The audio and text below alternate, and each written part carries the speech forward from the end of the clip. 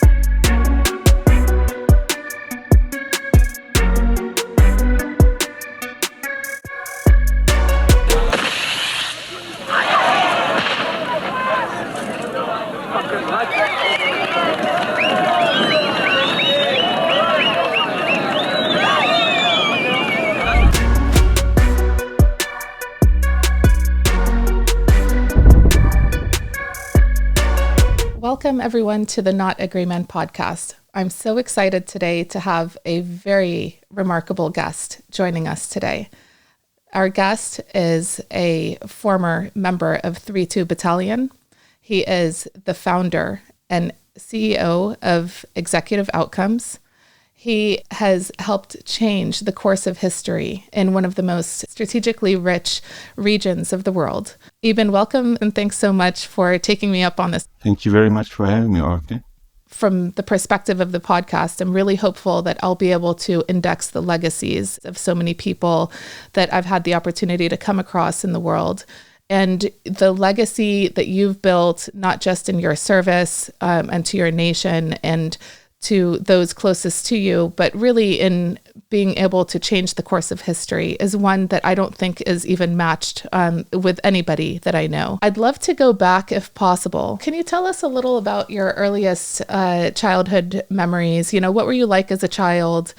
And were you kind of getting into trouble? Were you pushing the limits? What were you like? What was your childhood like? Well, I think I had a very happy childhood. I know I pushed the limits and often got a severe whackings about it. In those days, parents still took to the strap if you pushed the limits too far. But I think I grew up with brothers, and we were always out playing. And if we weren't playing, we were working. And, you know, when we came to South Africa, because we moved from, my dad worked on what was then called the Rhodesian Railways. And he was transferred all over what was then part of the old Commonwealth area, Rhodesian, Northern Rhodesia, Southern Rhodesia, Nyasaland, and Tanganyika, which is now Tanzania, Zambia, Zimbabwe, and Malawi. And eventually was transferred to Botswana, which was then Bechuanaland, and that's where I started my schooling. And it was always interesting for us because our teachers used to come from the UK and try to teach us how to be English gentlemen, and it never worked because we weren't born and bred to be English gentlemen. We were born and bred to be Africans and to do things the way we do it down here. Probably I must have been about 12 or 13 when we moved to South Africa, and I became a naturalized South African citizen and finished my schooling, wanted to actually become an architect.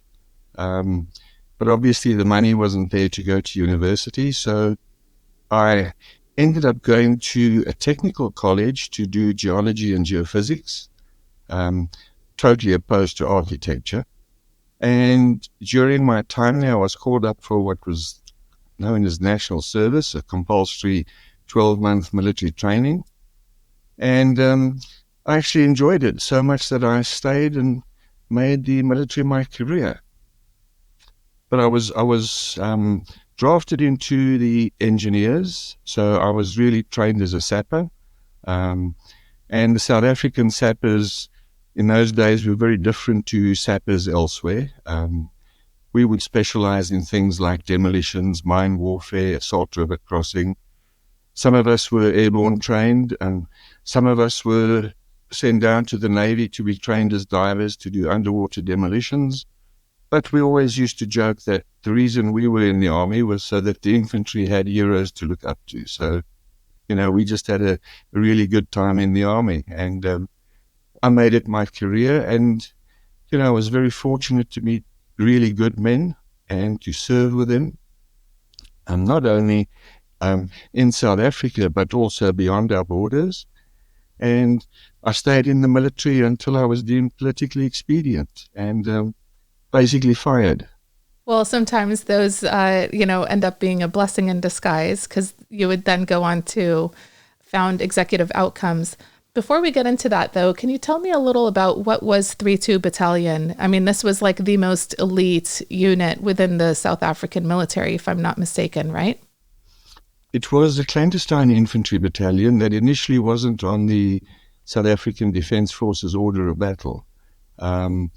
It became exposed when one of the foreign chaps, he was actually from England, was serving in the battalion and went home and basically sold the story of the battalion, and that's when it became known. I was never in one of the rifle companies. I was in the reconnaissance group. But getting to the reconnaissance group, I'd actually served in different infantry battalions as the sapper commander at 54th, the 53rd Infantry Battalions. And I basically talked my way into 3-2 Battalion's reconnaissance wing, and I was there for just on 3 years. I became the second in command of the battalion, or of the reconnaissance group of the battalion.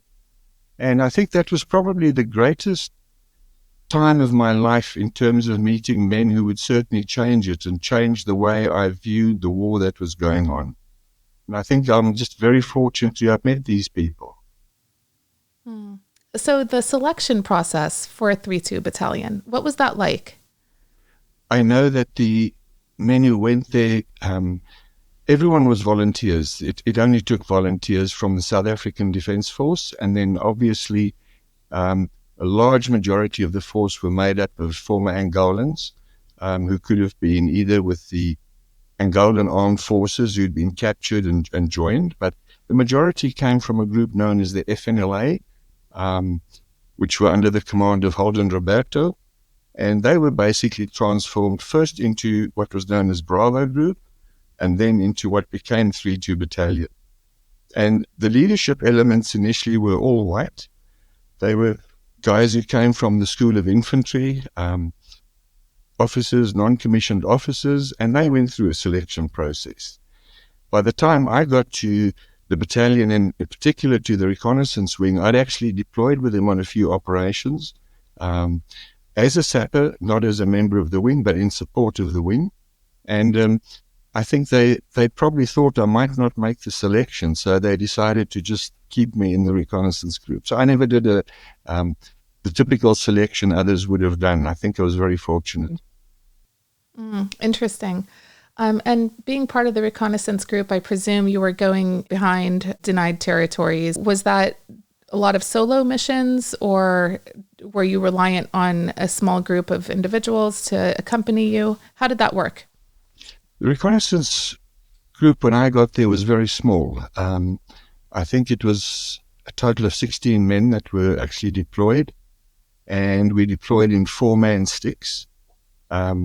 If it was a big operation, there would be 12 of us. But those were usually the types of operations to do reconnaissance for the battalion, for bigger battalion attacks or company attacks, do snatch operations, mine-laying operations, ambushes.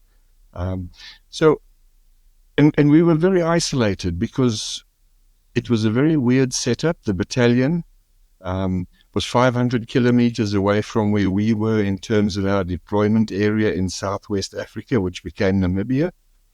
And then when we deployed as a force, we might end up meeting some of them at what is now termed a forward operating base, and from there we'd operate further. But we never really got to mingle with the battalion. And I think the reason for that really was just because we were so far removed from them. We didn't really socialize with them. We knew them, and we'd met many of them on the different courses we'd been on. But we'd mainly operate as the reconnaissance group, as itself, and we would conduct missions for whoever needed reconnaissance work done, but primarily for the battalion. And then we would do our own operations as well. Interesting. So can you kind of lay the sort of the atmosphere that was going on at the time, geopolitically, it was apartheid era. So I know you mentioned like the officers were white. I imagine some of the Angolans that you were training and working with were black. What were the dynamics like? Was race like a hierarchical issue within the military, or, were you viewed very much like brothers? I'd love if you can just sort of lay down what the feeling was like to you in those days. Yeah, I think, people tend to forget that soldiers are soldiers, and that when you work together, there is no such thing as race. Obviously, in the beginning stages of the battalion, the officer corps were whites. And the only reason for that was because the guys, the Angolans, had not gone through the same military educational processes the white guys had gone through. But as time went on, there were black officers in the battalion. But it was almost as though it was, I wouldn't know what to even call it, but the world liked to imagine that we are this totally apartheid army and, it's a clash between whites and blacks. It never was. That was something that the media thought out and their paymasters thought out in order to almost pariah state South Africa at that time. But within the battalion, and I know there were many black battalions, 3-2 wasn't the only black battalion. And when I say black, I mean predominantly black. There were several others, and I'm unaware of any race issues within these battalions. The guys fought side by side. They died side by side. Many of them went on leave side by side, and I think it's really just shows the stupidity of the world at that stage to think that a team of 4 men would deploy and 1 or 2 of them would be white and the remainder of a 4-man team would be blacks. And we'd have this racial animosity between us deployed very far away from any support. It boggles the mind to think how stupid the media reporting was at that time. When the political agenda is set, the media will find the narrative to fit into that. Look, I think all of us were aware of the fact that the war that we were fighting could probably have been avoided in many ways, but we were soldiers. We didn't question the political strategies behind it. As soldiers, you go where you are sent to go. People have this misconception about the SADF that it was running around creating havoc and killing civilians and that, which is all nonsense. Unfortunately, the media had the voice at that time, and the South African government at that time did not know how to use the media to counter the narratives that were being propagated. To me, it's just very interesting that I fought the Angolans, and a few years later, I'm asked to come and help them. And it also shows the type of interpersonal relationships we had with people who were perceived to be enemies, that we could actually sit down and talk and laugh about what had happened, despite the fact that very serious things happened. And we could actually get to consensus and go ahead and work together and actually end a decades-long war. So to me, there's this misconception about Africa. Africans are very forgiving. They have very long memories. They won't, if you've really harmed them, they're not going to forget it. But they will forgive you, and they're willing to look at you and see how you behave. Because here you are judged on your behavior, not on how much money you might have in the bank, especially where we work. That's all irrelevant. People judge you to see, are you true to your word? Do you stand by what you've said? And do you do what you say you are going to do, or are you just full of hot air? And I think and perhaps I'm jumping the gun, but what we see with a lot of forces coming into Africa, there's a lot of talk, there's a lot of money wasted, and there's actually no results, no tangible results on the ground. But to me, it goes back to how you treat people. If you treat people decently, 99 times out of 100, they will reciprocate and treat you decently. I've sat down with people I fought on the same day where we actually tried to kill one another. And 2 years ago, I met some of them in what's now Namibia, in Windhoek, and we could actually sit down and discuss certain battles that had happened and enjoy our company and sort of, I wouldn't say laugh at the time that it passed, because times were funny at times, but we could actually get along and leave as friends. And that's been our attitude all along. We'll go to a place as strangers and we want to leave as friends. I'd love if you can delve a little deeper into, what were some of the key geopolitical struggles that were going on at the time. I mean, this was kind of like the height of the Cold War, right? And a lot of this was playing out in Africa. You had Western competing interests versus the communist interests. And, no larger proxy battleground was there in the world, but, Africa probably, everyone is so focused on Europe, and what was going on in Europe and the battle for influence there. But if for whatever reason, it's such an overlooked area of the world. at least from a Western perspective. And I think it's really important now with us seeing, the world sort of come full circle again in a resource war, that we understand what was going on with the battle of ideologies during the Cold War in Africa. What were you fighting? I mean, Many of us weren't too sure what we were fighting. Because as soldiers and during our military education, we were taught about, the Great Russian Bear, and we are fighting to preserve the Western ideology and the Western way of life. And that's what we were taught. Yet we felt betrayed by the West because we were put under sanction. We couldn't get equipment. My unit used to use Russian equipment that was captured in the field because we couldn't get Western equipment.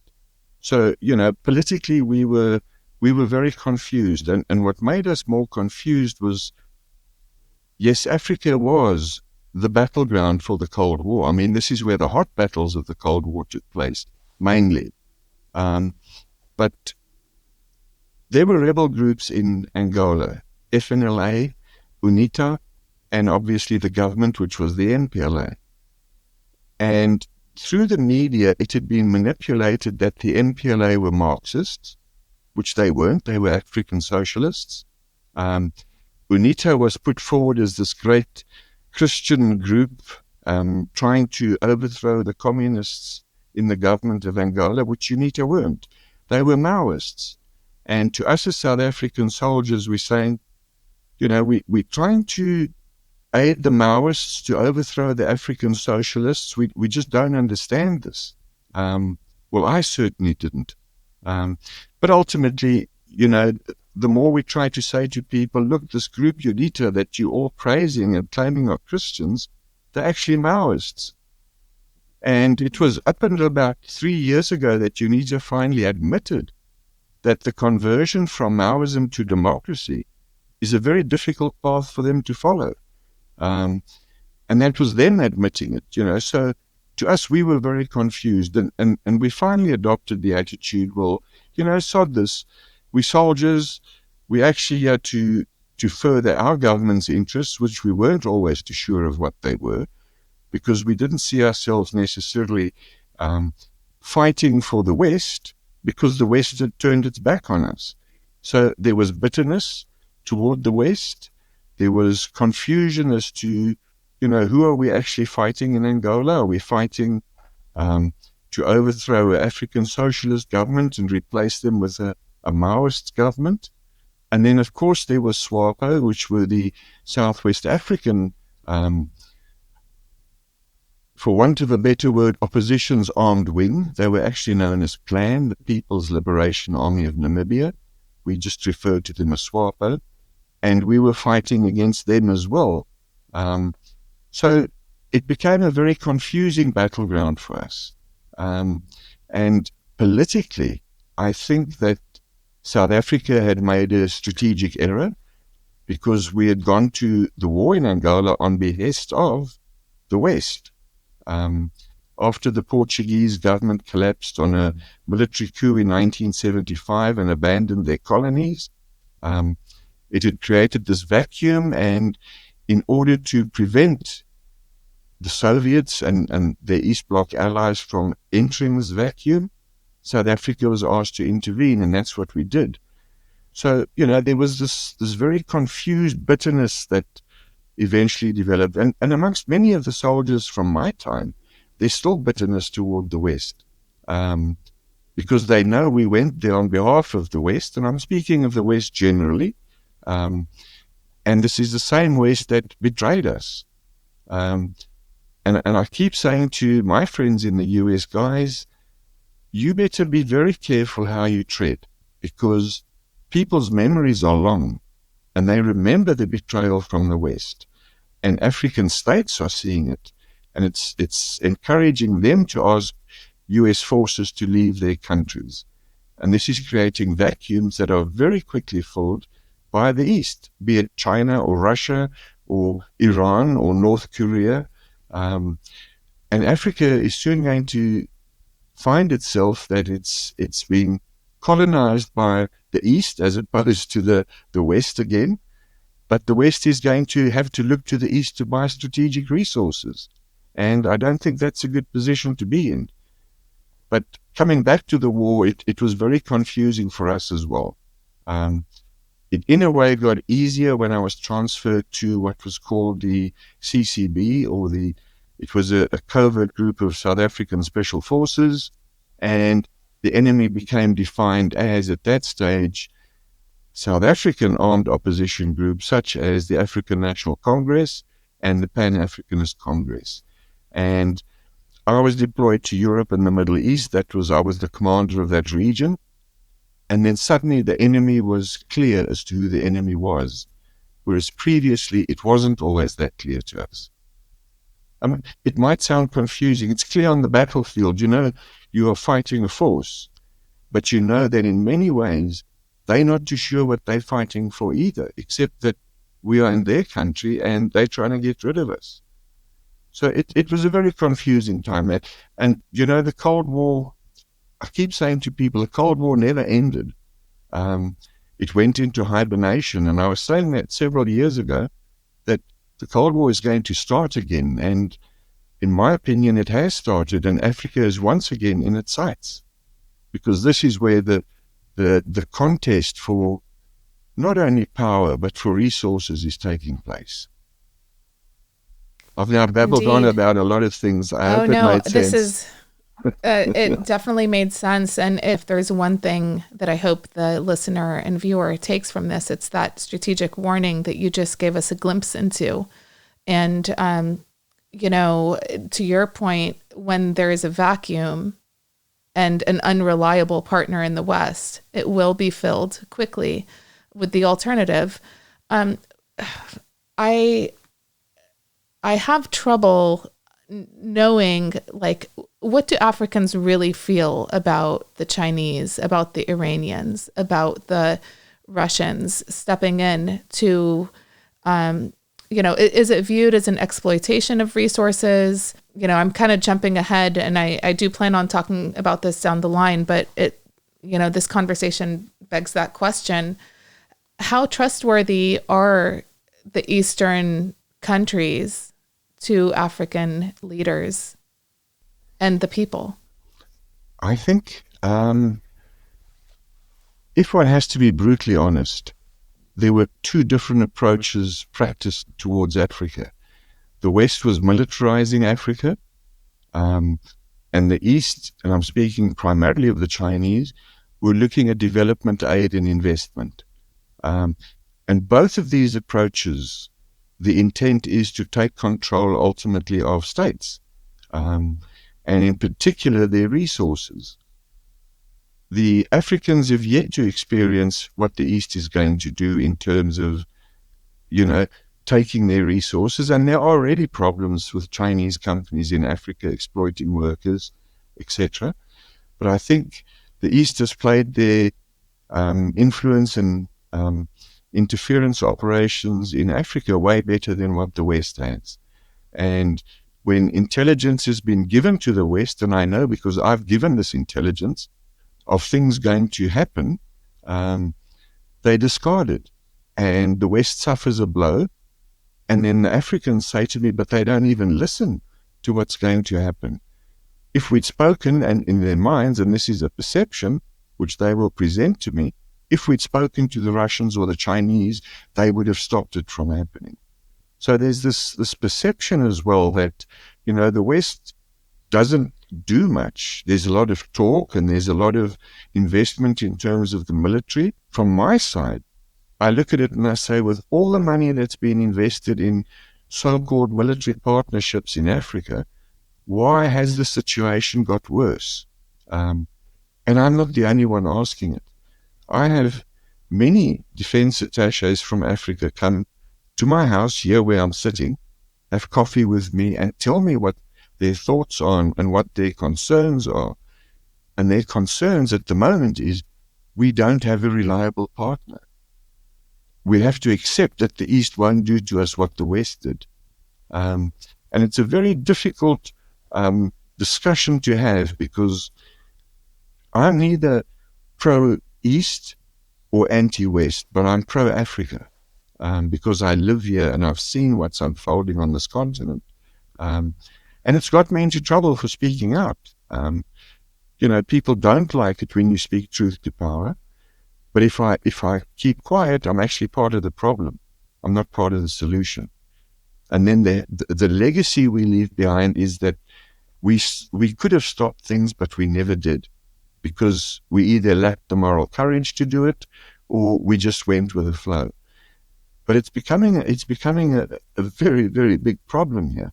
And if you look at somewhere like, the clash in Eastern DRC between Rwanda and M23 forces against the DRC's forces, or you look at what unfolded in Nigeria with Boko Haram, and Africans aren't blind to what's happening. They see what's happening, and they question it. And that's why in many countries they insist that Western forces leave. Whether it's going to be good or bad for the West, time will tell, but I think bad, because these vacuums are being created, and into those vacuums are stepping the Eastern powers.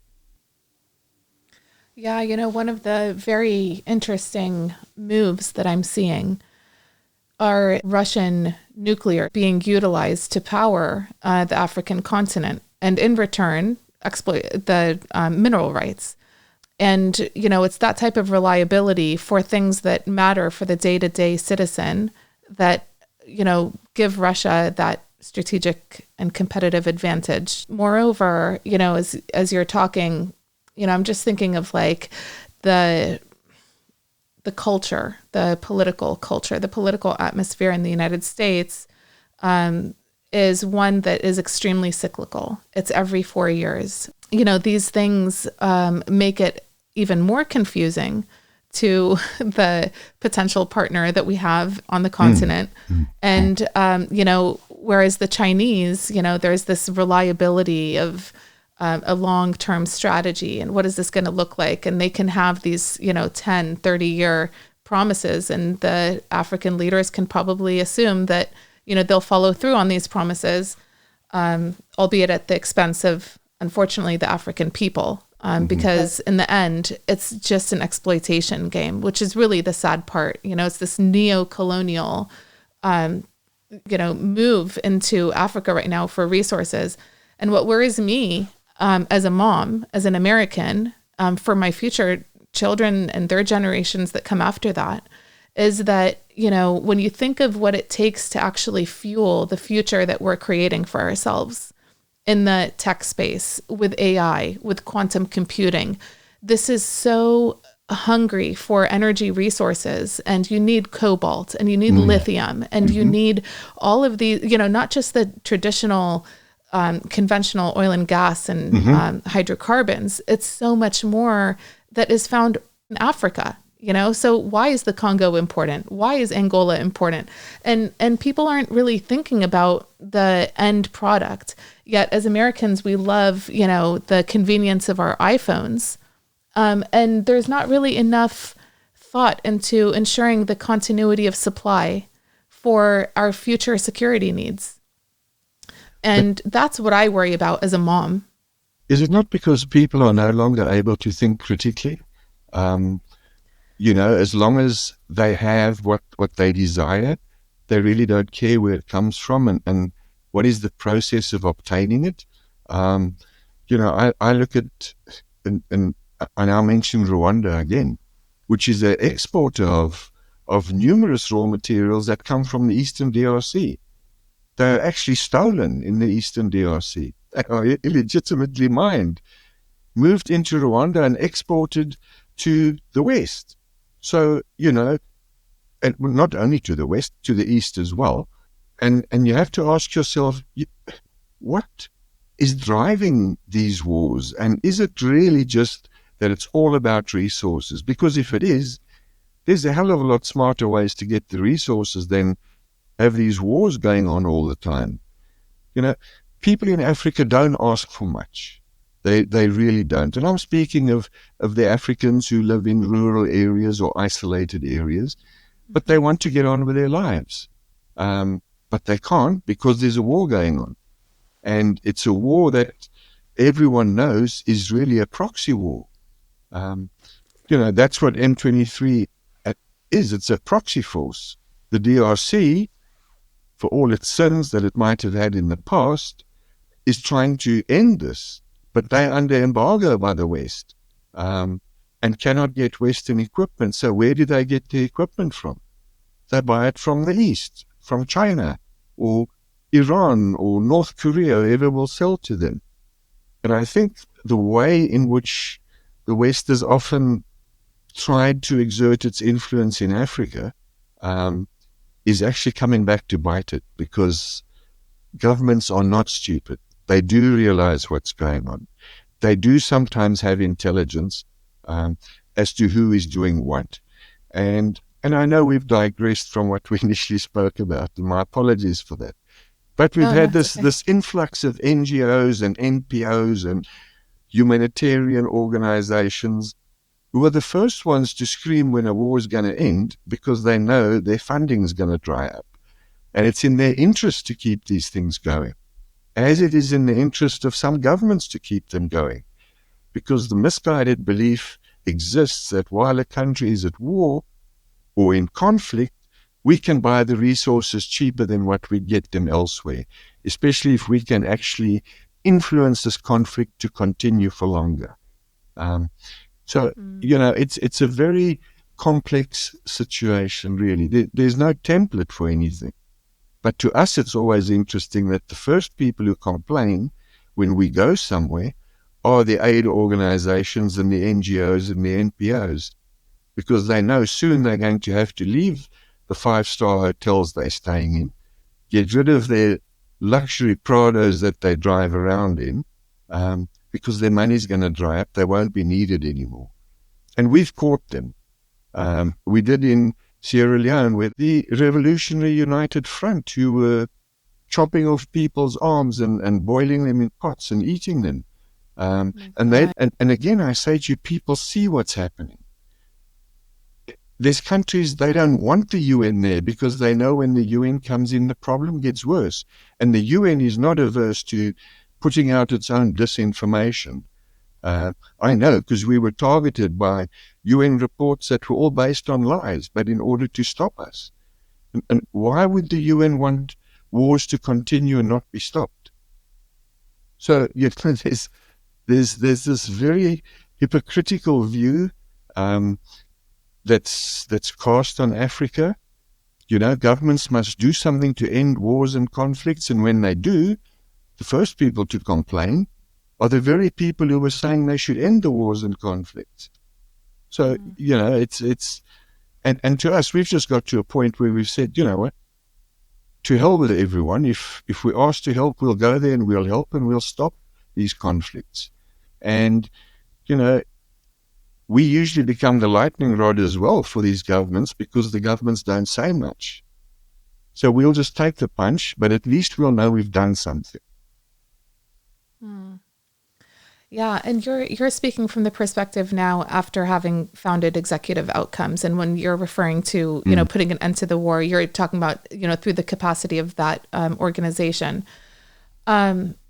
Let's get to. I'm sorry, I went to. Yeah. Oh no, please, because it all comes together. But when you first, before leaving 3-2 Battalion, there was something that you mentioned earlier about, it was just a very confusing landscape. No one really knew who was fighting for what, or, it was just muddled in ideology and, coups and this and that, and just the craziness that was going on at the time.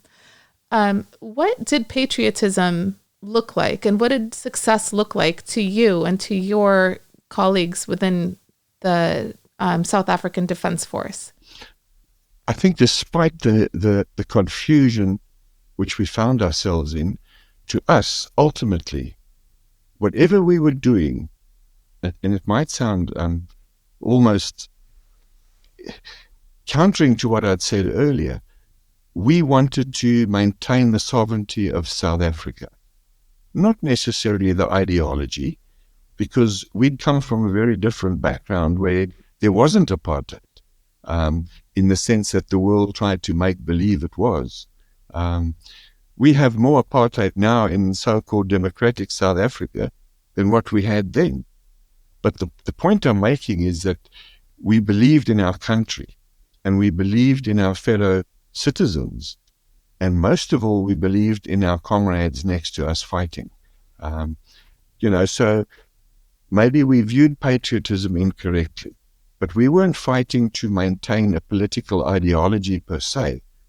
We were fighting for the country to become what it should become and could become. And in fact, in many instances, did become until it was stopped. Yes, I think many wanted to maintain the status quo. And of course, in many times, the whites were advantaged. There's no getting away from that.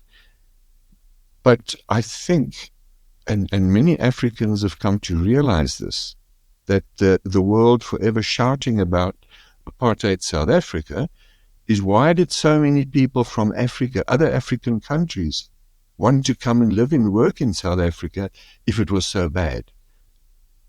And they did. They came from all over and settled here and opened their businesses and ran their businesses. So there was this very skewed view on South Africa. And I know many of the liberal media will now throw their toys out the cot, but they weren't even here. They were mostly thinking out stories often and publishing them as fact, and because they could. And they could drive the agendas and the narratives. Of course, I grew up on a farm. We had farm workers who were black, but we all worked together. There was never anything that, because of the color of your skin, you're not going to work. My God, my dad would have given us a hiding if we said we're not working with the black kids. And that's what we did. We grew up together and we worked together. And many people, white people, were raised by black ladies because father and mother were out working. And it was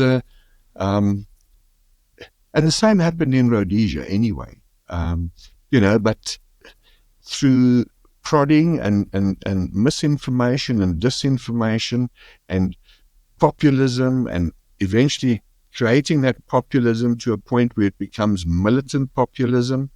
These are all things that counted against South Africa. And if you take a large conglomerate or a company that's operating, that has, for argument's sake, 20% white and 80% black, and suddenly that company is put under sanctions, of course more blacks will be retrenched than whites will be retrenched simply because of the percentages. But that was then turned into, oh, look, that's white privilege. They're not getting rid of as many whites as there are of the blacks. And these were stories that would be told abroad. And, many black people today have said to me personally, you know what, we were better off pre-1994 when we became the so-called democratic state than what we are now. And to me, that speaks volumes of how people perceive what is known as democracy. And I mean, when democracy was, as a concept, first figured out by the ancient Greeks, it didn't look like it looks today. It's changed completely. And I think part of our problem is that we are finding ourselves embroiled in a new war, and it's not a war between white and black. Yes, we've got extreme black groups in South Africa now, and they're foreign funded, if I may just add. And we know that they are foreign funded, so that's not a story. So why is foreign funding being pushed into militant groups in order to create animosity and conflict between blacks and whites in South Africa? And these are questions people are asking, and it's not only white people asking, black people are asking, why are foreign government X putting money into this group here so that they can attack the whites? And it's a problem to many people. So I think really, just to get back to what you're saying, what did the political situation look like? What was patriotism? To us, patriotism was making sure that South Africa could have the resilience to withstand these types of assaults on it all the time. And we've lost that resilience. Wow. Yeah, that's one of the hardest things to lose is resilience. Yeah. And, it's because the fate of that region it feels oftentimes like it's in the hands of everybody but the Africans. I do understand it. It's comes down to power plays, but it's never been just to me. Well, I think nothing is just in the world. And it's in many ways, people speak of colonialism. There isn't a country in the world that I'm aware of that wasn't colonized. And, how far do you go back with this? You need to pay reparations to us. Must the British demand reparations from Rome? Must the Turks demand reparations from the Mongols, from when the Mongols invade? Somewhere you have to just say, what, sod this. Let's take what's good from colonialism and chuck away the bad and make sure it doesn't happen again. But we don't see that happening. We see people being encouraged to keep repeating this narrative of colonialism. And believe you me, many people in Africa are sick of it. But it's unfortunately been driven by foreign powers.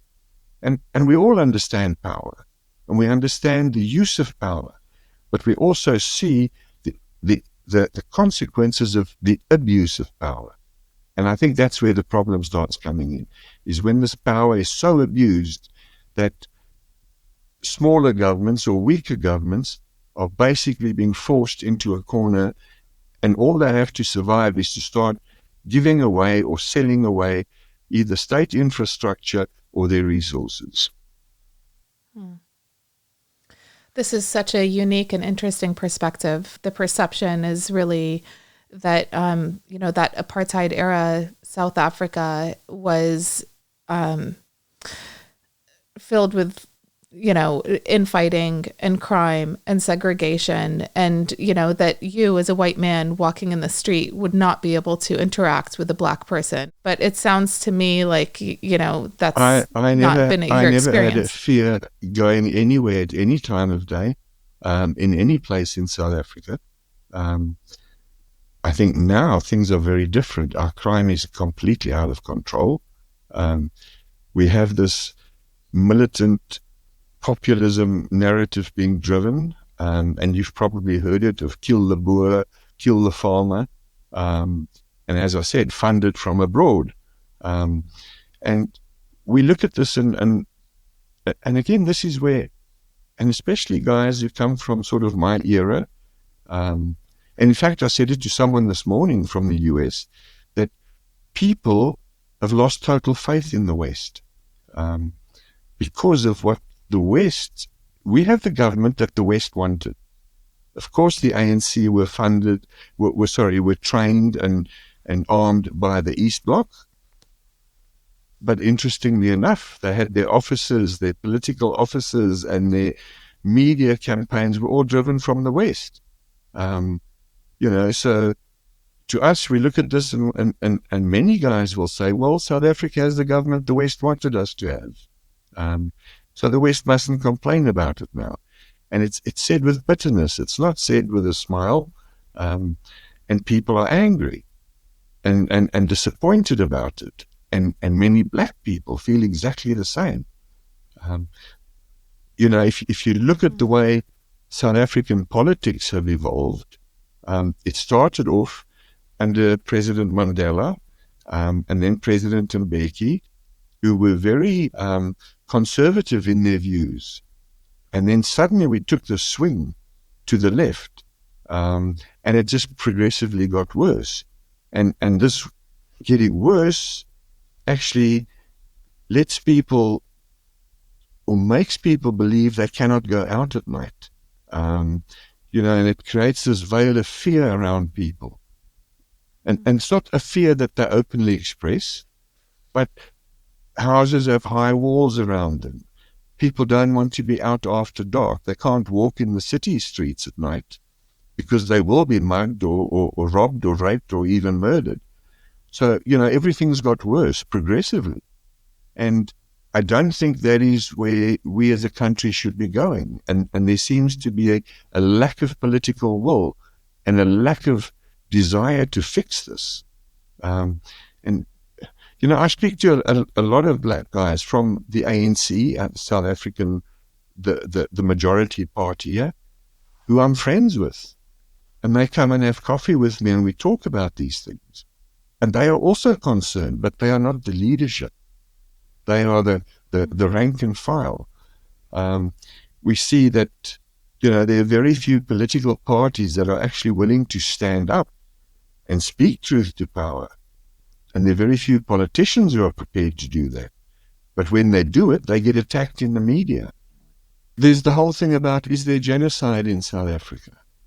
Are white, in particular white farmers, being targeted for genocide?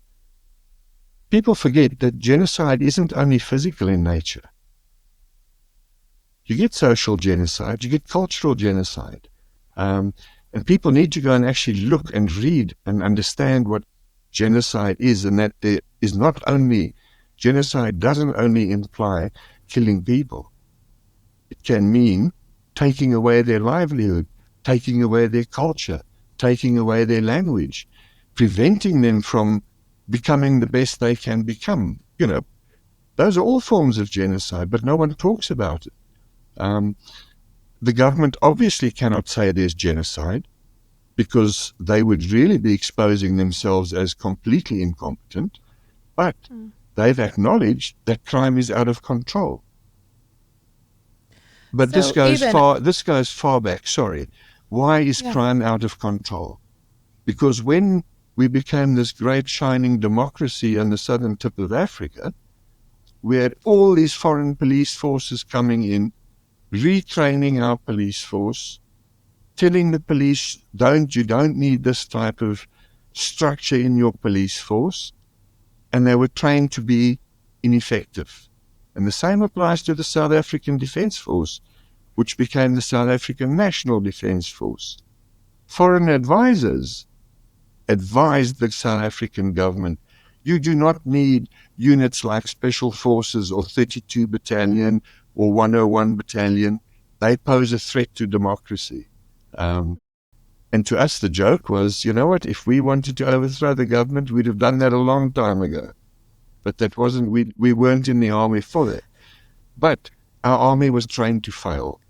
And we've seen that right across Africa, where so-called foreign partnerships have come in, and armies have been trained to fail. And I find it almost heartbreaking, because soldiers can only do what soldiers are taught to do, and what their leaders are capable of leading them to do. I mean, how can untrained rebel groups kill hundreds of soldiers? What happened when Libya collapsed? Where did all those weapons go? There was no control over them. There were many, many people from across North Africa, East Africa, even Central Africa, that were trained to help overthrow Gaddafi. And when it happened, they went back home. But now they went back home with training. They were incentivized because they knew what they now can do, and they had the weapons to do it. So, we look at all these things oftentimes through a European or a Western or a US lens. It's a very complex continent. The piracy of East Africa. Why is there piracy? I know, I spoke to the pirates. We went to speak to them because we were asked, how do we stop it? And our recommendation was, let's talk to them. And I ended up speaking to them in Nairobi. They became pirates because toxic waste was being dumped off the coast, killing the fish stocks. So there's no more, they were fishermen. There's no more fish to catch. And then, of course, fishing trawlers would encroach on the territory, and the few fish that were still left would be caught. So all they could now catch were ships. And that's how they became pirates. But people don't think of that. People just say, you know what, these are just pirates. They're criminals. But something drove them to become what they've become. And don't get me wrong, I'm not blaming the West. I'm not blaming. Africa has to take responsibility and be held accountable for what it's allowed to happen. but there have been powers from both the East and the West that have been party to this. And I think this is what's causing a lot of the friction on the continent at the moment. What a great perspective to be sharing. And, you know, I'm so glad you brought up the piracy. I was just talking to Jess Buchanan, and I don't know if you remember her story. She was held hostage for 93 nights in Somalia. Tonight, for the first time, we have the story of the rescue of Jessica Buchanan. It is the tale of a secret mission by SEAL Team 6 that few people have heard about until now. On a January night in 2012, members of SEAL Team 6 jumped from a plane into the skies of Somalia. Jessica Buchanan was being held hostage, and the SEALs were descending just in time. Buchanan was a humanitarian aid worker who had come to help children in one of the most dangerous places on earth. Hers was an ordeal that ended in a flash of violence, but had begun 93 days earlier when her car was stopped by bandits in a place she calls hell. So much of it is economically driven. You know, the pirates. I mean, you know, I'm not undermining the terrorism aspect. It's wrong in all cases, you know, but you bring up a very, very important point about the motives and the drivers of the economics of these locations, that when there is despair and nothing else to turn to, that's where you start to get the recruitment into groups like, you know, the piracy angle of things. And sadly as well, child soldiers. That's actually one thing I really wanted to talk to you about, you know, on the battlefield, seeing and witnessing the young indoctrination of child soldiers in Africa. And, you know, what type of hope do those next generations have when they've already been bred with so much hatred and animosity against, you know, on the one hand, like large, you know, superpower nations, but also other factions within their countries, and even like familial disputes. I mean, people forget that there are certain like unseen red lines that it's like, oh no, I literally had a driver tell me he can't go to the other side of this town because it belongs to another clan. And, you know, he'd be taken out because of some, you know, 30-year-old family dispute. I get that because I was on the ground, but like most people don't understand the layers of complexities. And I worry about the plight of, you know, Africa when it comes to their ability to indoctrinate such young soldiers. Okay, I'd like to just, if I may, rewind back to a point you mentioned, and that's terrorism. And I think part of the confusion many people battle with is, when is someone a terrorist? When is he, if I invade his country and he resists me, is he a terrorist or is he a patriot? If a criminal starts committing violent crime intended to instill fear, is he a terrorist or is he a criminal? And I think part of the problem is we sometimes look at these definitions and we lose sight of the picture. Because if we don't understand the motivators and the drivers, how on earth are we going to stop it?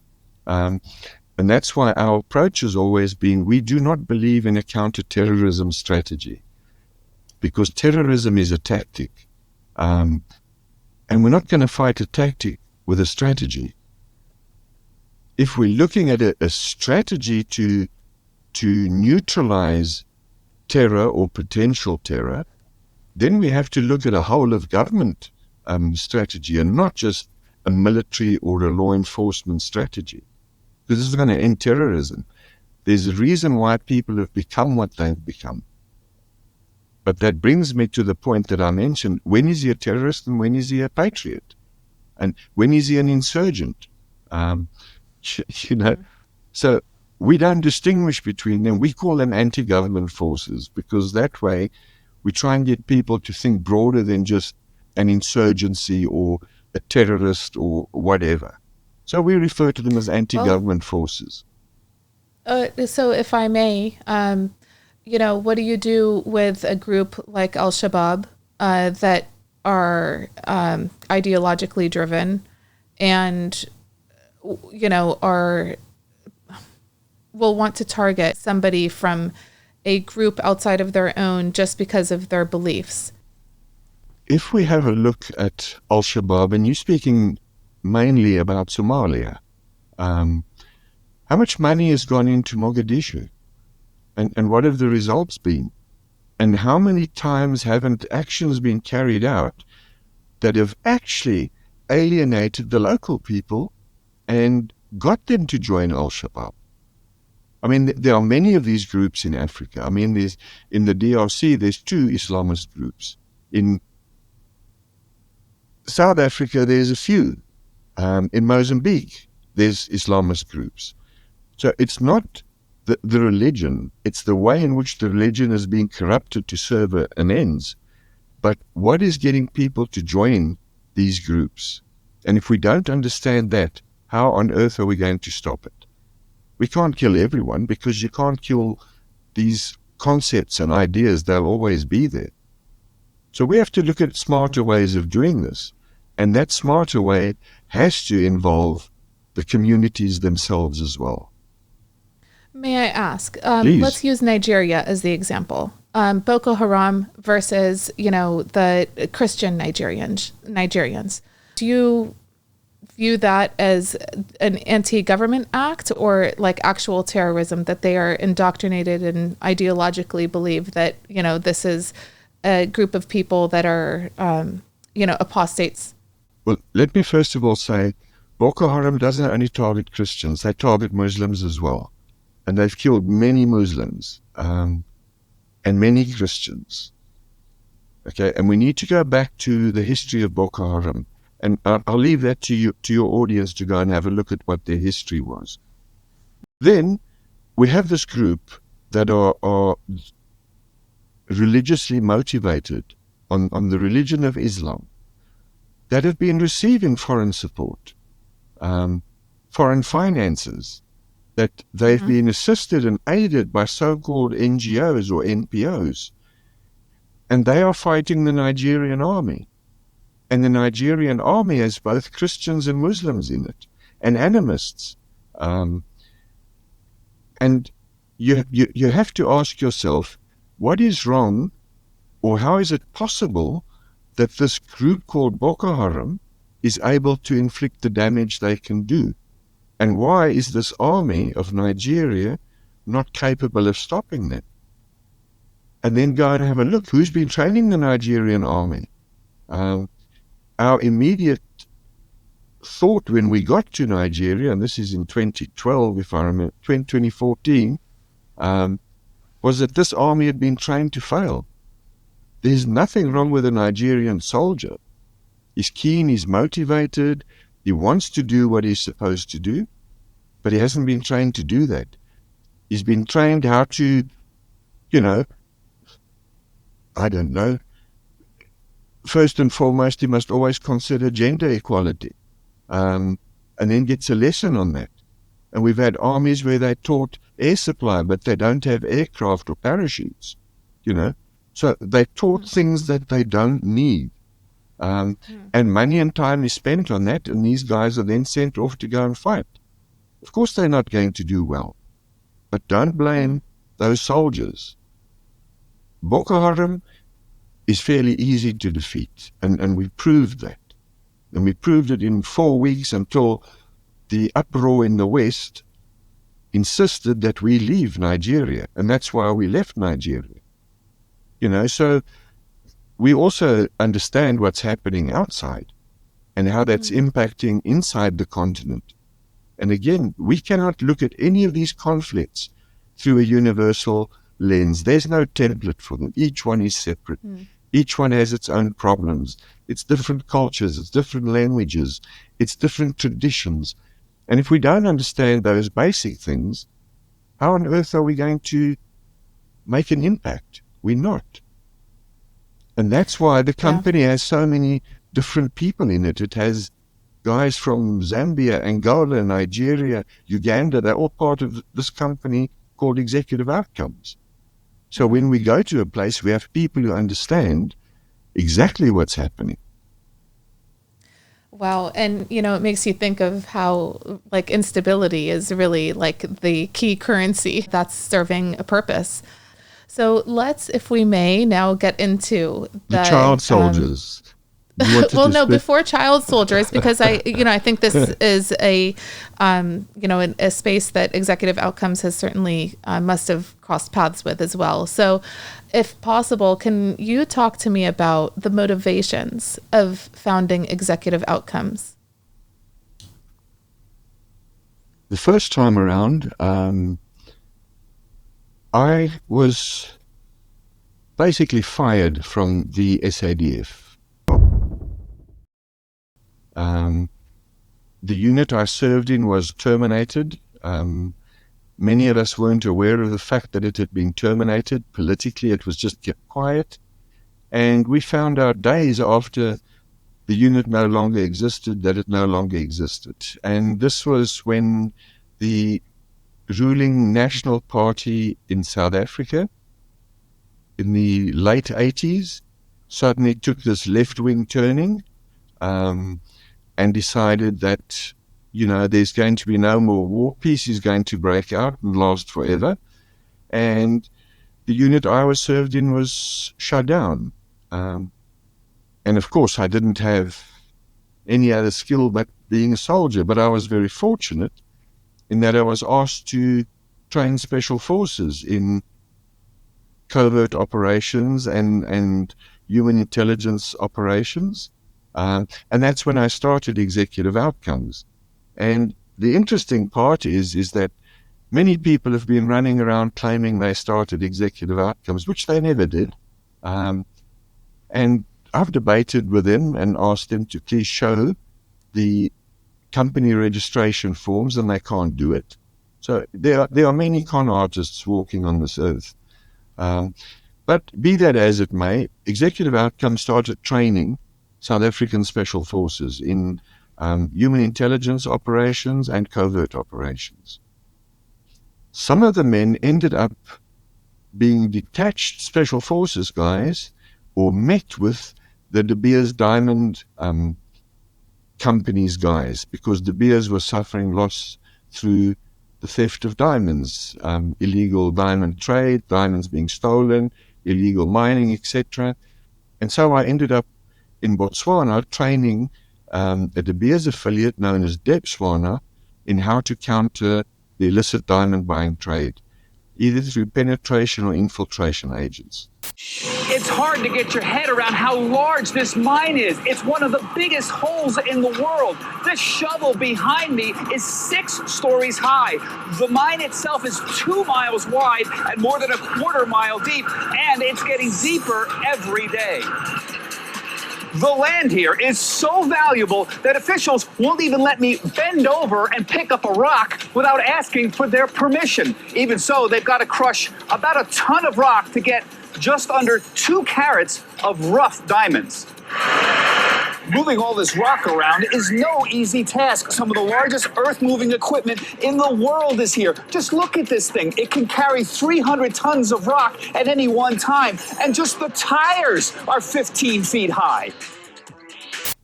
During that period, I was approached by an oil company, a British oil company, who wanted to know if we could help them recover equipment on a harbor in Soyu, northwest Angola.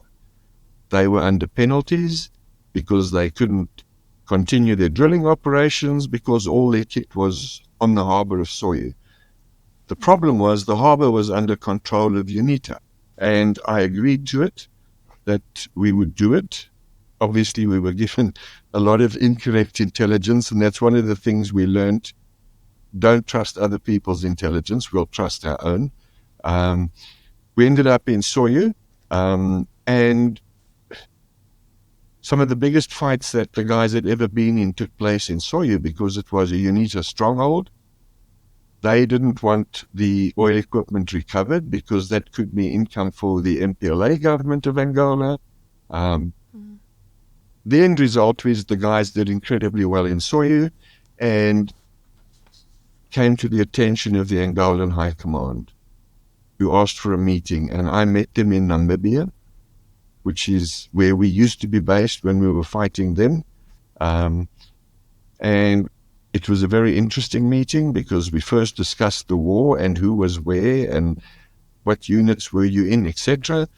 And the mission given to me was actually, you destroyed the 16th Brigade, coming from the Angolans, now rebuild it. And that comment was made because I led a raid on the 16th Brigade in 1981 or 82. And the aftermath of that, the brigade was virtually wiped out through airstrikes and certain actions that had happened. But there was no animosity. It was a very strange experience to talk to these generals. And we said, fine, we will do that. So we ended up training the 16th Brigade, and it was there where the whole idea of composite warfare started formalizing in my mind, because in the days when I was a South African soldier, I thought there were things we could have done better and weren't doing better. And one example was the fact that there is no center of gravity in the wars we're fighting. The Clausewitzian theory of there's a center of gravity as the hub of all power and movement does not exist in an African conflict. There's a trinity of gravity. And that trinity of gravity consists of, obviously, the enemy, the anti-government force, the populace, and the financial flow of income to keep the enemy going. And if we could erode, neutralize two of those, the third would collapse. And that is why the campaign strategy to end the war in Angola was to recapture the diamond fields, because those diamond fields were fueling the war. So this is how you got to work in Mozambique. This is how you got to work in Mozambique. This is the work bus. Yep. Protecting themselves is one thing, but protecting their profit is another. Increased UNITA activity has corralled STM onto just 1/3 of its total river lease. They still do well, but the rebels do better. Up to $700 million a year in illicit diamond mining and trading. And UNITA's $4 billion in accrued diamond profits have been prudently invested in the world's hottest stocks. Dragging diamonds out of the ground is clearly a lot easier than feeding the hungry. Of course, it became an international thing that we're now taking the diamonds for ourselves, which is absolute rubbish. I can't pay people, you can get a diamond this month for pay and you can have 2 diamonds. It was just the stupidity and the naivety of the media and people in the media and people in government who were thinking this out. The aim was to take away the flow of funding. Simultaneously with that was to change the attitude of the local population. And the way in which we did that is by purifying water to immediately bring down waterborne diseases, especially amongst the kids. And we got a lot of hospitals in South Africa donating medicine that was time expired. And medicine that's time expired is still very, very good medicine. So we could fly that up and open clinics. And we worked a lot with some of the Roman Catholic clinics out in Angola, where we were providing them with medicine. It was given to us, so we were giving it to them. I mean, we were making money out of people's misery, but it became a huge issue in the international press as well, that we are now smuggling pharmaceuticals and we're smuggling diamonds. But we persevered, and we said to the Angolans, we just got to put our heads down. If we neutralize the funding and we neutralize the local population, we'll bleed the enemy to death on the battlefield. They will never be able to recover. And that's what happened. So within 18 months, 2 years, we entered a 30-year civil war. And it was also where the idea started, or we started realizing armies are being badly trained and armies are being set up to fail. You asked about the direction of the company, but that's what ultimately really forged the company. And it's interesting, we've been written out of the Angolan conflict by many academics and that. We don't care, nor do the Angolans care, because we know what happened. It was in Angola that we first started encountering the fact that there are child soldiers. Not many, but there were some with UNITA. And what happened was there were countless incidents where people did not succumb to UNITA threats to join their army, and they were summarily executed next to the road, and many of these were kids. So it was very, very vicious and a very brutal war. The Roman Catholic Church in Angola, because the majority of the Angolans were Roman Catholics, and that had come still from the times of the Portuguese, were very aware of the role the church was playing in terms of helping and trying to help, and they were. And I'm not a Roman Catholic, but they were really trying to do a lot of work, and good work. So we had no problem helping them. It caused an international outcry that we were giving water away, purified water, because a foreign government was no longer making money on exporting its water in bottles to Angola. But today, if we have to purify water for ourselves. If we're not going to drink the water, why must we waste it? So we started giving it to the locals. But it had an impact as well, because the locals started telling us what the enemy are doing. It was the clinics that were set up that were telling our guys what's happening and what the enemy's planning and what they're doing, that would tell them where caches are, where large fuel dumps were. So we could target all of these things, and that way, because the enemy no longer had access to diamonds, which I might say many were being sold, not many, all were being sold to foreign countries, and foreign countries were actually funding this war in Angola. Once they lost that, they couldn't replace anything. And the harbour town that we took in Soyu, which unbeknownst to us at that stage, was the principal harbour where equipment was being delivered for the anti-government group UNITA. We were stepping on a lot of toes, but we actually just had gone past the stage of caring, because this was about ending the misery of people. And that's where we also learned that we can sit and talk to our erstwhile enemies, and we can actually be totally brutally honest with each other, and there's no animosity. And even today, veterans go up to Angola on tours where the Angolan army welcomes them and the Angolan government welcomes them, and they visit the battlefields together. I mean, that's not something that happens elsewhere. My apologies. I was just going to say, that's such a, it's such a unique trait to African soldiers. And so what is it? Is it like a respect for each other, fighting for your belief, for your nation? Like, what is that exactly? I rarely see it in other places. Occasionally you'll see, like a World War II veteran in the United States meet with his captor or something, and those are very touching, but, they're one-off stories. What is it about that? You talked about resilience earlier. If there's any definition of resilience, it's your ability to, come face to face with the person that almost took you out and, have a tea or a coffee or whatever together, so what is it about the experience that you have with each other that you're able to do that? I think we all realize that we are being used by political leaderships, that we do what we do because of political instructions, in a sense, and that therefore, the Angolan soldier I'm fighting, he didn't decide that I'm his enemy and want to fight me. He's sent to fight me.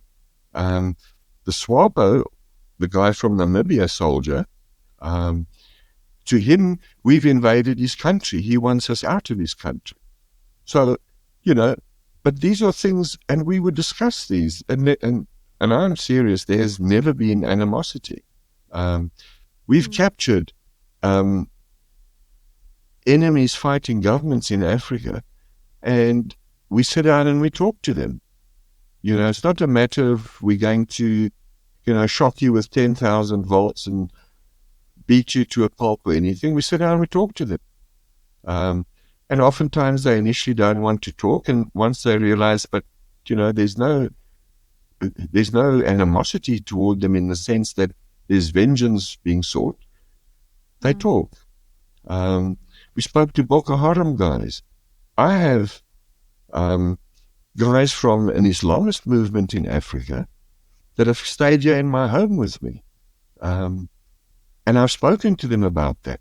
And we've been able to convince them in a certain country not to disrupt the elections. And that's by talking to them. But no one's interested in this. And to us who sit down here, we say, we can do so much, but no one wants us to. And it's sad at times, and I'm not punting for work. We've got enough to keep ourselves busy with. Point I'm making is no one wants these conflicts to end because they are there for a purpose, and a lot of them are artificially fueled and kept alive in order to secure resources and to exert control. That's all it's about. It's not about bringing peace. If it was, why is all the money that's spent on this continent yielded so few results? There's been none. What was the view of USAID being canceled? When there's such a reliance on NGOs and a reliance on international aid, especially in parts of the world like Africa, was it sort of a big picture relief, or was it an insult? I'm just curious, as you were talking, I was thinking of the soft diplomacy and the soft power of clean water. Well, I think there are many that are very pleased that USAID is no more or not capable of. Of course, there are people that relied on it, but many of those people were senior government people who were pocketing a lot of the money. And I think people who are really disappointed are those anti-government forces they've been supporting, which they were. And it was in one of your Senate hearings where it came out that they were even funding Boko Haram. And that made continental news on what USAID was really doing. So, there's a lot of good that could be done, but there was a lot of damage done as well. And I think part of the problem is that there's no control over these agencies. They have their own budgets, and they go off on their own mission and their own tangent. And that mission or tangent doesn't necessarily align with the US's national strategy and its foreign strategy. And I think there things fall off because there's no control. Interesting. And, one other angle that I think goes overlooked sometimes is the amount of economic reliance. I understand why it is that we do it and the importance of soft power diplomacy. And you even alluded to it a little earlier in Angola. But, it's in the long term, it is just, handouts. And that is never good in the long term resilience economically for a nation.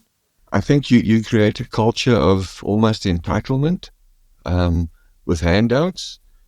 And we've often said we don't understand why the money being given to these areas in Africa, why there's no control over it. Because there isn't. To us, and I use a simple example, it's very difficult with foreign armies because foreign companies that do what we do are sponsored, by their home governments. We're not. A government has to pay for us. So if the Angolans want us, no one gives us the money but the Angolan government. So we live with those troops. We eat what they eat. We do everything with them. We speak different languages. We have different cultures. We have different traditions. But we respect each other's stuff. and we know what to expect from them. The point I'm trying to make is that we don't come in and go and stay in a hotel, and eat three-course meals a day or 5-course meals a day. If those troops we are with eat rice and beans, that's what we eat, rice and beans. And very quickly, we build up a relationship with them that we're willing to do what they're doing. If they go to battle, we go with them because we train them. These are our guys.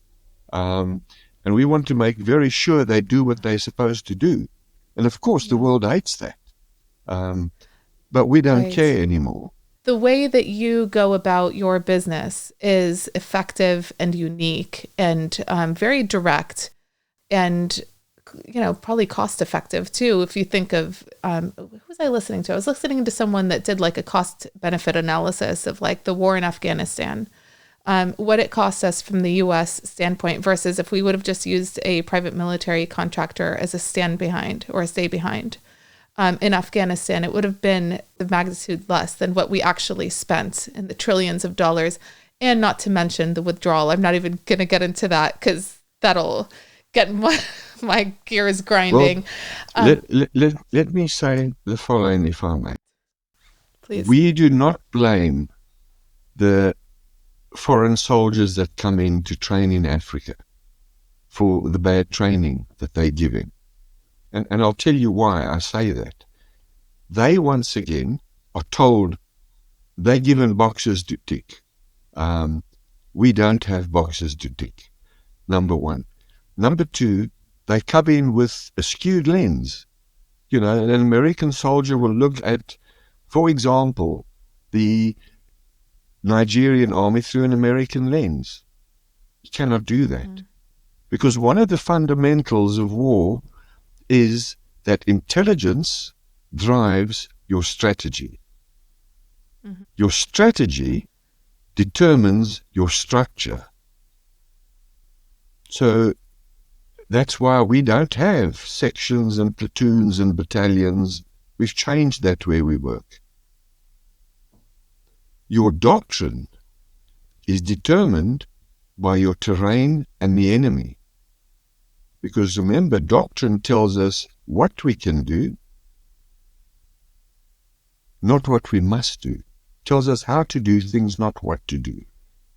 Okay?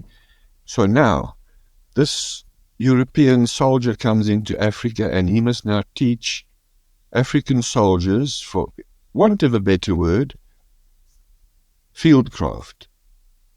Just using a basic thing. We always ask, according to whose doctrine? Because you cannot superimpose a Western or an Eastern doctrine on an African army and think it's going to work. It won't. And there's many reasons for that. But I always ask, according to whose doctrine? Because doesn't that tell us how to do things? And if we don't know what doctrine we're following, how the hell are we going to train him properly? So we have all these questions that we've converted into our own way of doing things. And I've written about this, and where we've applied it, it's worked. And it's worked because the process is simple, I think. But again, let me say that the soldier coming in to train the African army, we don't blame him. We never blame the African soldier because the problem lies elsewhere. And a lot of that problem, when it comes to foreign training, has to do with box ticking. We don't tick boxes. We train very mission specific, and we work with those troops, we go with them, and we make sure that that mission is attained. Because we're from this continent, we want to see things work. We want to see Africa ought to be a bloody world power with all its resources and its water, its extractable resources, its abilities. But it's not. We're forever handing out the beggar's bowl, saying, please give us money. And someone joked about it yesterday. He said we should have a cap that also says MAGA, M-A-G-A. And that will stand for Make Africa Grovel Again. I think just at the end of the day, we could achieve so much more. And that's why I said I think, and again, I'm giving you my opinion, that the approach to militarize Africa was completely wrong. And because of that, it's opened the door to a whole lot of other things. It's opened a Pandora's box, and that has resulted in a lot of what people term terrorism on the continent now. Whereas the East has come in with this whole thing of developing and, we're going to build this and we're going to do that, which they do, often cheaply. But in people's minds, the perception of people is, look what the Chinese have built for us. And it's all about perceptions because, people's perceptions impact on everything, on law enforcement, intelligence, army, the economy, governance, the whole lot.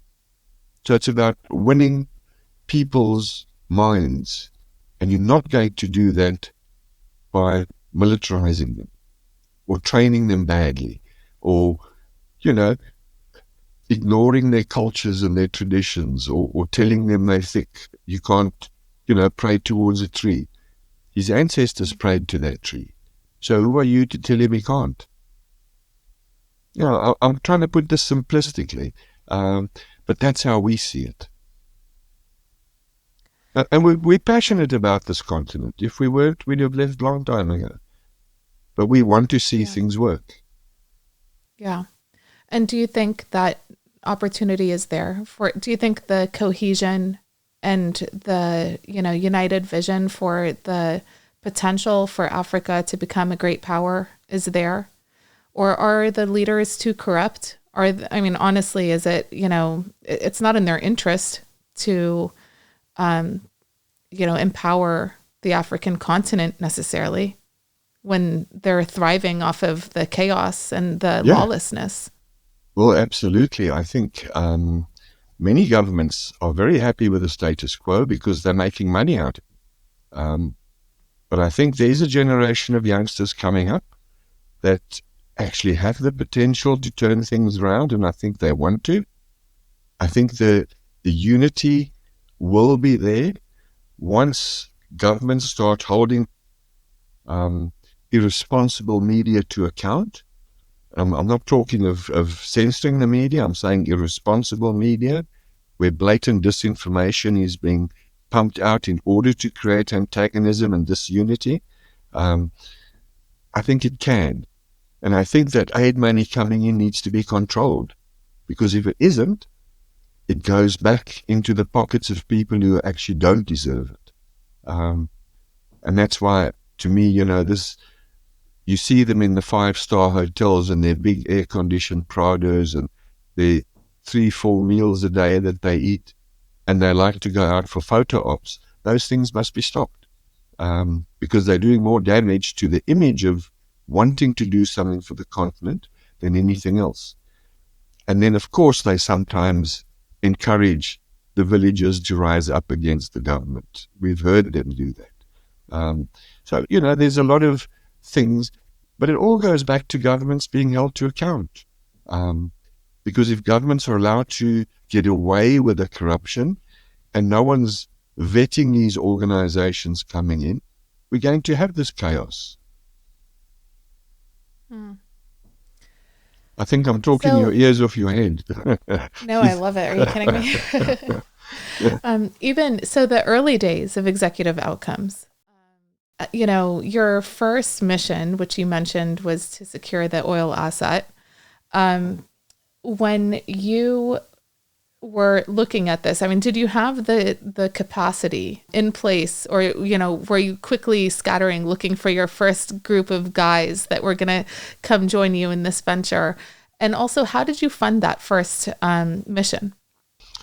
Well, when I was told about the problem at Sawyer and asked, can you solve it? I immediately said yes, because I knew it couldn't be that big of a problem. But I also had a lot of guys I'd worked with over many years that had also lost their jobs, that came from similar units as what I did. And it was making a few phone calls and suddenly I had all the men. So getting the people together wasn't the problem. I couldn't fund it because I just didn't have the money. I mean, when I was retrenched, I never even got my pension. So after years and years in the armed forces, I left with virtually nothing.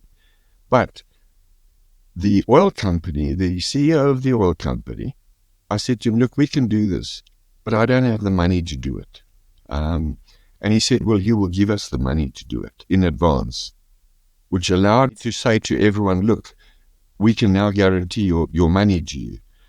The problem became complicated when it was known in South Africa that we were going to go and secure this harbour town. And suddenly we had this huge media assault on us, and on me in particular.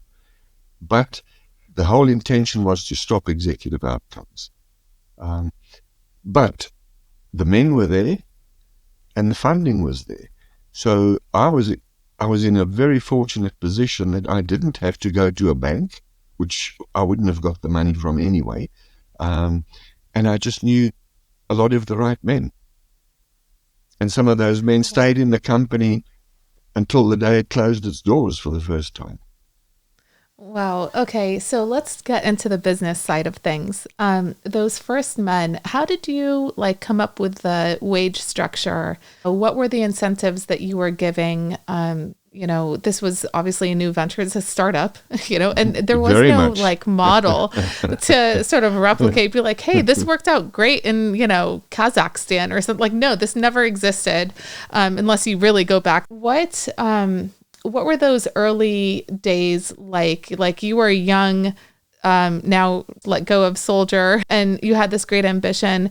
Did you feel also like that sense of purpose and drive on your end that you're doing exactly what it is that you're destined to do? Was there almost a feeling of finding purpose? And that everything that you had experienced led you up to the creation of this outfit? I think in a way, yes. But allow me to also say that, once again, I was incredibly fortunate that there were very good men who I could use as a soundboard and say, look, this is what we intend to do. How do you think we should be doing it? Our biggest problem was that the South African media published a disinformation piece stating that going to the harbour town is just a cover story. Our intention is to go and kill the leader of the opposition. So, of course, that created a huge danger to everyone. And it took convincing the Angolan army to arm guys who were fighting them just a few years before, to say, look, we're going to go and do this job, but we need your guns, so give us the weapons, which they eventually relented. And I didn't go up with him because it was, the company had been going for some time already, training special forces and training De Beers' people and that. But this was the first big sort of military contract, although it was actually a security contract, that had come our way. And I've always believed that your logistics footprint must be very lean, light, and adaptable. So to run the whole logistics for this operation, I stayed behind because I had to purchase the food, I had to pay the salaries, I had to arrange with hospitals if people got sick, I had to arrange the leave, etc. And I had someone with me. So we were two guys running the logistics for this whole thing. And everyone else was up in Soyu. And I think what happened on the ground was that certain guys displayed unbelievable leadership on the ground. And as contracts started coming, they were then given those positions to exercise that leadership because the men had learned to trust them. I had learned to trust them because of the decisions they could make. So, it then just sort of snowballed because Soyu was in many ways the crucible in which the known executive outcomes was forged. And, that I still look back in almost wonderment at what the guys did, because they were attacked time and time and time again by massive groups of UNITA. and they were just 50 guys on the ground, and they kept that harbour. They didn't, although in the end they had to leave because then they were attacked by, which was probably about 5,000 men. But in this UNITA attack, we killed Moroccan soldiers. We, not I, but the company. There were Moroccan soldiers there. There were some European soldiers there. And no one was interested in hearing what's going on. And we know why the Moroccans were there. You know, the West was supporting UNITA, and Morocco has always been very much aligned to the West. And I think there was a belief in the West by people driving this conflict that Moroccan soldiers would add value to the rebel forces. So we weren't mad at the Moroccans. I mean, we understood the political dynamics of what's going on. But it was at that little harbour town called Soye where the guys discovered the first horrors of UNITA, where our divers got, because we had to open up the harbour as well, found containers in the water filled with bodies that had been put in there and dumped in the harbour. So all these had to be recovered from the harbour. And I think it also made the guys realize that, you know what, we have to stop this from happening. So I think there were, of course, the guys that were there only to get the money because, you know, they didn't have jobs anymore. But there were guys who were there who felt they really wanted to make a big difference. And did you lose any men on that mission? Yes, unfortunately. Lost 3 very good guys. And when I say, you know, everyone always says good guys lost. One served with me in 3-2 Battalion's reconnaissance wing. And 2 of the 2 others, I knew one of them.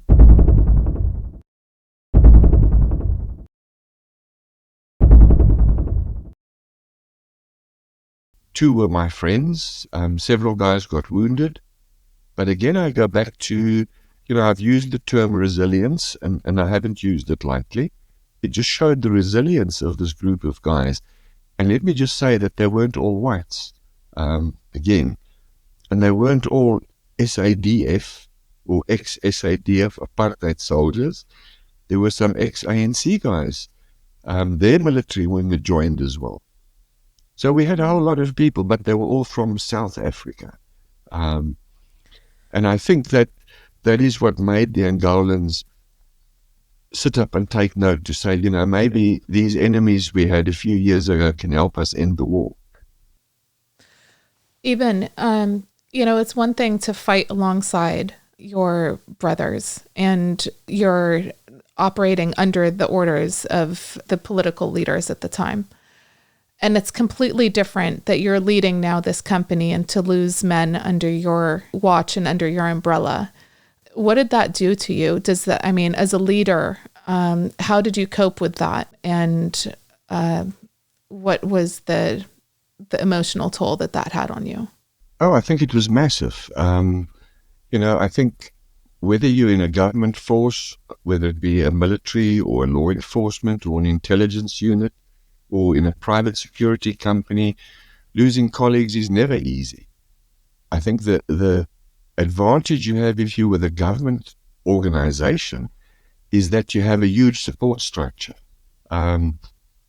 This little company at that stage had no support structure. And in many ways, if anything, I am to blame for that because I should have foreseen that. But I didn't, and I thought we're all young and bulletproof. We made it through a very difficult war and survived, and there's no ways anything's going to happen to us now. So when the first reports came in of people lost, my immediate thought was that we have to get to their next of kin and warn them, tell them what had happened, as much as information as we had, and 3 of the bodies we could never recover. 2 of the bodies we could never recover. So we were never even able to give those families closure. But again, the guys knew one another, and 2 of the men that were lost, their best mates up there said, could they please come and tell the families? So we immediately flew them down to go and speak to the families and say what had happened. But I think that the most bitter I've ever felt in my life was the way that the media rejoiced at this. They had caused it, and now they were rejoicing. And it wasn't just this local lot of media people, it was international. And I think, again, it just made us bitter because it wasn't in the Eastern newspapers, it was in the Western newspapers that we were now being, first attacked for going there, then using the media to actually warn the rebels about something that was not going to happen, and then this jubilation that some of the men had been killed. And I think it hardened us a lot in how we would start dealing with the media after that. Of course, the media kept up its assaults right throughout. And the biggest problem in retrospect is we never had a voice because social media didn't exist. And the only media we had was the legacy media, whether it be the newspapers or the radio or the television. So it hardened us in many ways and made us incredibly cynical in terms of what we hear on the radio or, read in a newspaper or see on television. We start doubting everything. But that's what it did. It was a very bitter, emotional period, that. And I can see how those lessons would have been very difficult pills to swallow, especially, when you said you feel young and bulletproof, and, the media angle is interesting hearing you talking about that, because here you say you had no social media and all of that, yet, when I talk to American Special Forces, Green Berets, that served in Vietnam, you had a form of media that was word of mouth that was incredible, and the positivity about the company quickly spread. And I would love to know, what your view of, the Green Berets, were there Green Berets that joined Executive Outcomes? Oh, no. There weren't. No. Oh, okay. No. I guess they wanted to, but there were prohibitions from being able to join or something, I assume. Yeah, I think also, that we could only take a certain amount of people because of the budget which we had to work in.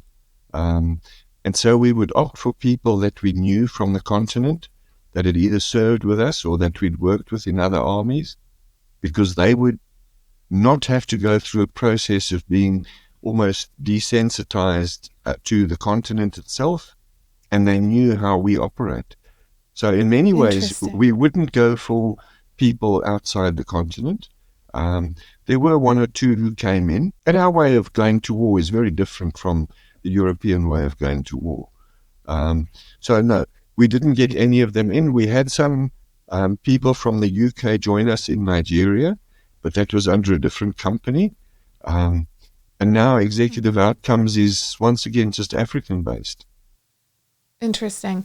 Thank you for correcting that. I think a lot of people just assume that, because there was so much popularity of your company. So the selection process, what were you looking for when it came to the African soldier? Was it a special forces background, intelligence, reconnaissance, infantry, a little of everything? What made some of the best? I think let me first say that if we are in any country we're working in, we become part of that country's armed forces, which is another thing people don't understand. And there's a reason why we do that. And that reason is that I, as, Mr. Jones, carries no authority to an African soldier, but I, as Colonel Jones or Major Jones or Sergeant Jones, immediately I have authority and I will be listened to. So we become part of the National Army. We wear their uniforms, we have their ranks, we have their identity. So we're part of that army. And we train very mission specific. So if the mission is, for an example, a hostage rescue mission, we have a criteria that we go through. We've been through hostage rescues. We did the rescue in Irian Jaya for the Indonesian army, although other armies claimed responsibility for it. They never did. We did it.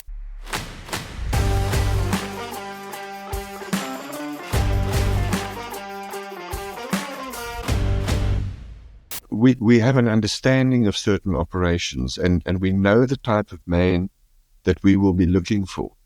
Of course, there's an intelligence component. So we want the intelligence officer to carry the same amount of respect as the infantryman, to have the same amount of respect as the sapper, to have the same amount of respect as the mortarman or the medic or whatever. So they're all, irrespective of their rank, for their selection process, they have no rank. They each get a number, and that's a standard thing in many armies. So they get a number, and they are literally pushed day and night to make sure that they have the mental fortitude, that physically they can cope with it, and that they never get to a point where they realize they can't do it anymore. We want to push them up to a point, and from that point, we start building them up. So the intelligence officer will train with the infantryman. He will be as good an infantryman as the infantryman. But a time will come that we'll take him out, and he will then go and just do intelligence work, and we'll train him for that, and we'll control him. But then, once we've put the unit together, because I said the strategy is driven by intelligence determines the structure, and that structure tells us what we need, because that structure is focused on the ends of the campaign strategy. What must we achieve? So we approach this differently, I think, from most other people, but to us, we've had success with it, and we're not going to change it. If you look at Nigeria, the mission was initially to rescue the Chibok girls, which changed very quickly and went into an offensive operation to counter Boko Haram, about to overrun 7th Division at Maiduguri, which is the Borno state, northeastern Nigeria. We have to be able to very quickly adapt to a new mission and prepare those troops very quickly. But if we haven't selected them correctly, we're not going to be able to do it. So in the case of Nigeria, as an example, we had to teach them vehicle drills on the way from where we were based initially at the Nigerian Army School of Infantry to Maiduguri. So that section of road we had to use as a training and combat preparation phase for them. But we wouldn't have been able to manage it if the troops themselves weren't willing to learn and to do things. And we wouldn't have been able to do it if we were unable to adapt and we didn't have a proper strategy in place. Very insightful. And, you mentioned one thing that I'd also like to go back with. It's about how the Western soldier is not necessarily trained to be able to fully understand the African, I'm summarizing here, but like the African terrain. Earlier, when you were talking about one of the people that were killed being chopped up and boiled and eaten, I mean, that's not really something that from an American perspective we're used to hearing, let alone seeing. Well, he was we an don't American. train for this. He was an American. That happened to? Yes, he was a Green Beret who joined the Rhodesian army, and they went to Sierra Leone, and they met a very cruel fate there. But he was chopped up, boiled, and eaten. And that is, what does happen sometimes. So it's very gruesome. But it's not only that; it's the terrain. It's not the same as Europe, where the US Army, the British Army, the German Army, the French Army are all being prepared for fighting on European soil to counter an enemy from the east. In Africa, you don't have the infrastructure, the water facilities, the medical facilities, You have very little, so you have to make do with what you have. And if you don't have it, you just don't have it. And it becomes very taxing. Can we talk a moment about some of these tragic American losses in Africa? I did not know that this incident that you were referring to in Sierra Leone was an American Green Beret. You know, I think when we think of Americans in Africa, we immediately think of the Battle of Mogadishu. And, you know, the terrain obviously played a component in that as well. What were your views about some of the failures there? And, you know, I know as well, you talk about the abandonment of the West, but I know from a U.S. perspective, there's always that moment where it's like, okay, done. Like we're not involved in this anymore. And I think to the American public sentiment, that's when that happened. What do you think happened? And, you know, what are the losses of our disengagement at that point? You're talking specifically of Mogadishu? Mm-hmm. Yeah, I think... Like we're with executive outcomes when that happened, right? Yes, so you guys must have seen this unfolding at the time. To us, it was a matter of... It was the West. And again, forgive me, but it was the West that had allowed... I think he was General Aidid, who became that warlord, that had been funding and supporting this guy all along. And then suddenly they wanted to take him out. Our opinion was at that stage... This is going to take a lot more than just a force to rush in there, because those guys have got old .303 caliber rifles. We call them Lee Metfords, with iron sights. And I still said they're going to engage you at 400 meters with these things. And technology is going to fail because it's not a technology-friendly area. We hadn't been to Mogadishu, but we'd, seen photographs and had a good idea what's going on from the Somalis we'd spoken to. And I think, therefore, that the soldiers who went in did the very best they could do under a very, very difficult condition. But I think the plan was skewed. Because if you really look at what was achieved with it, it did a huge blow to the morale of the American nation. You can't still does. This was the Battle of Mogadishu, also known as the Black Hawk Down episode. It was one of the most notorious and ill-fated fights in recent U.S. history. The U.S. military presence started as an effort to provide security for food relief missions to a famine-struck Somali populace. But gradually, the U.S. started trying to target a local warlord named Mohammed Farah Aidid, and the humanitarian intervention suddenly morphed into a fierce street battle against militant clans. After Somali militants shot down 2 U.S. Black Hawk helicopters, efforts to rescue crew members would leave hundreds of Somalis and 18 U.S. servicemen dead, with dozens more wounded. Now, 20 years after the horrific battle, the U.S. footprint in Africa has ranged from non-intervention in the Rwandan genocide during the Clinton administration to President Obama's enforcement of a no-fly zone in Libya. In some ways, U.S. military engagement in Africa is expanding. Everything from drone bases to training missions are part of the footprint. And that's because the northern part of the continent is seeing no shortage of conflict, from roving gunmen in Mali to the extremist group Al-Shabaab operating out of Somalia. But while these engagements represent a ramp-up of sorts, the strong U.S. reluctance to put boots on the ground to counter these threats is still influenced by the battles in Somalia 20 years ago. For the Wall Street Journal, this is Mark Scheffler in New York. You can't just rush into a place. There's a whole process to develop a plan. And if you don't know your enemy, he knows how you think, but you never learn to understand his thinking. You're not going to defeat him, because he's going to preempt you all the time. And that's what they did. I mean, just the use of school kids or children to give early warning, to be able to use radios to warn people elsewhere, to say, listen, they're coming. None of this was considered. And to us, these are things we look for on the ground. If we're working in an area and suddenly there are no kids, there's something very wrong going on in this area.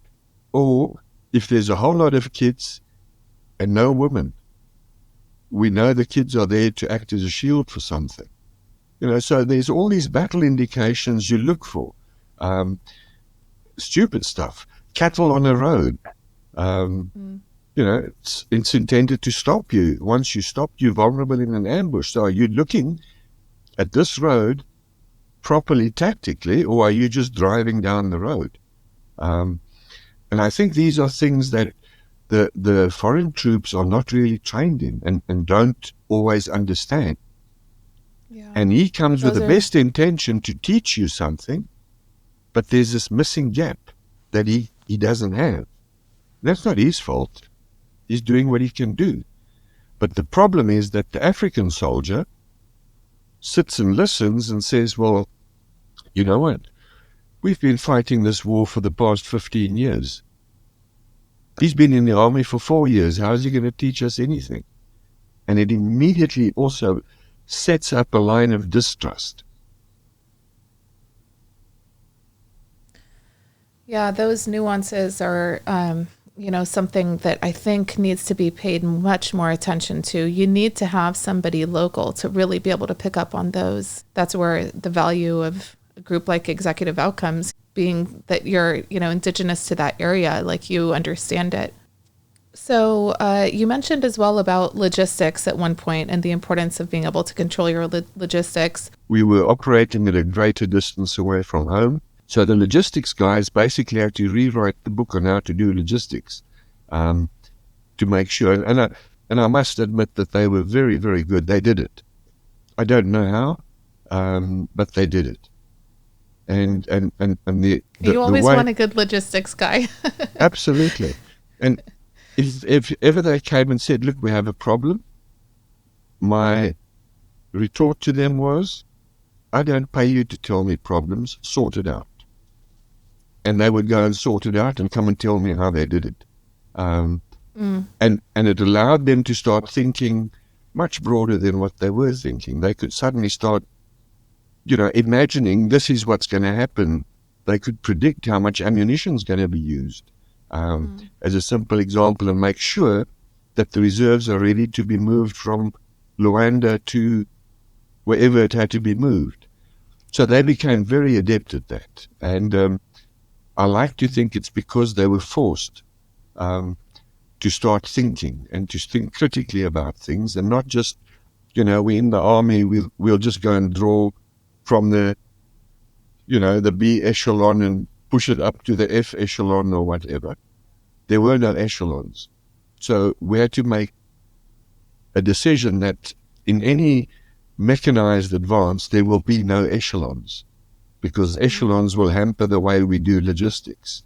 It's another word for bureaucracy. Yeah. So, but we could do it. And I think it took an enormous amount of mental agility on the part of the logisticians to say, okay, this is how we're going to do it. And it could get to a point where the logistics guys would say, well, you can't do that because we know we cannot support you. So it was just very interesting. It was in the old SADF, a logistics guy could never tell me I cannot do something because he can't support me. He had better support me. But with us, the logistics guy can say, no, you can't do that. We can't support you. But, it's so empowering. It seems like your leadership style is one that is, very trusting of the team that you have around you. So can you talk a little about that? Like, what is your leadership style? And is it because you're so close and tight, and maybe, as Executive Outcomes started to expand, how do you maintain that level of trust? And the leadership, did it change as the company started to scale? I think part of it changed, yes, because it was no longer a matter of I'm giving you an order to go and do something. I was no longer in a position to order anyone. We weren't part of a national army, the South African army, but we were part of the Angolan army or the Sierra Leonean army. So the approach was that no leader will give instructions that he cannot do himself. So the leaders also have to prove themselves to a huge extent. And that proof isn't only in being able to develop a plan, it's being able to be there while the plan is being unpacked. And when things go wrong, to make immediate adjustments, to get the support and the trust of the men. So a lot of it got built on trust.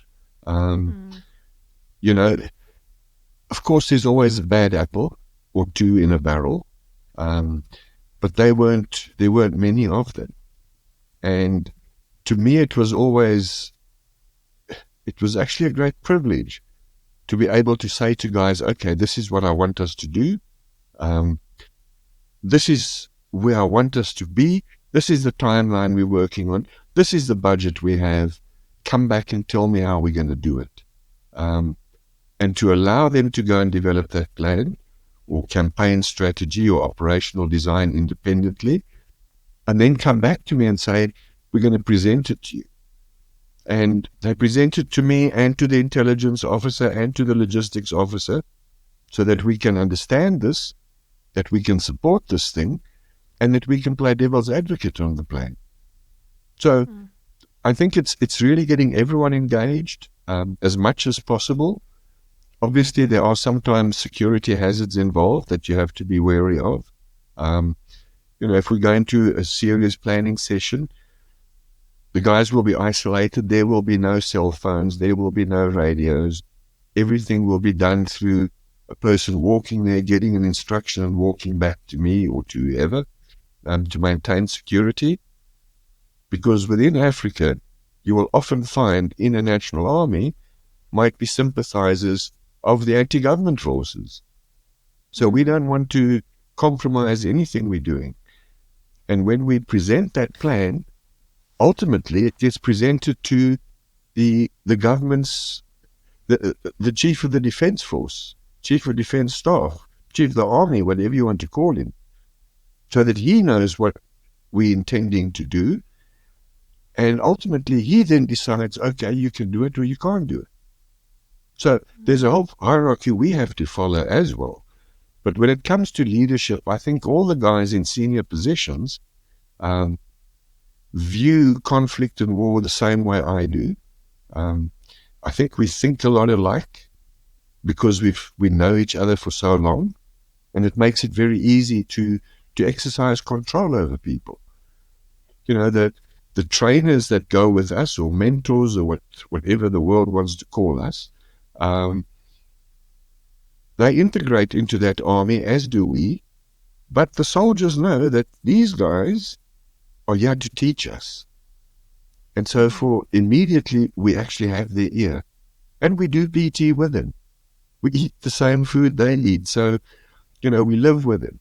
And they quickly get to understand that we are part of them. And that builds the respect as well. I was saying someone was saying to me the other day, he remembers we were somewhere, which is a few years ago, and every morning during this operation, one of the soldiers would come to where I was, sleeping under a bush, and say to me, "Sir, can I carry your rucksack?"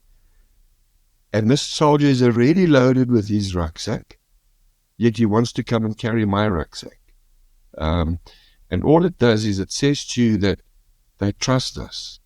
They're not doing it. He's not asking to carry it because I'm going to give him a cigarette or a bar of chocolate. I don't have that. He wants to carry it because he respects what we've done and how we are with them all the time.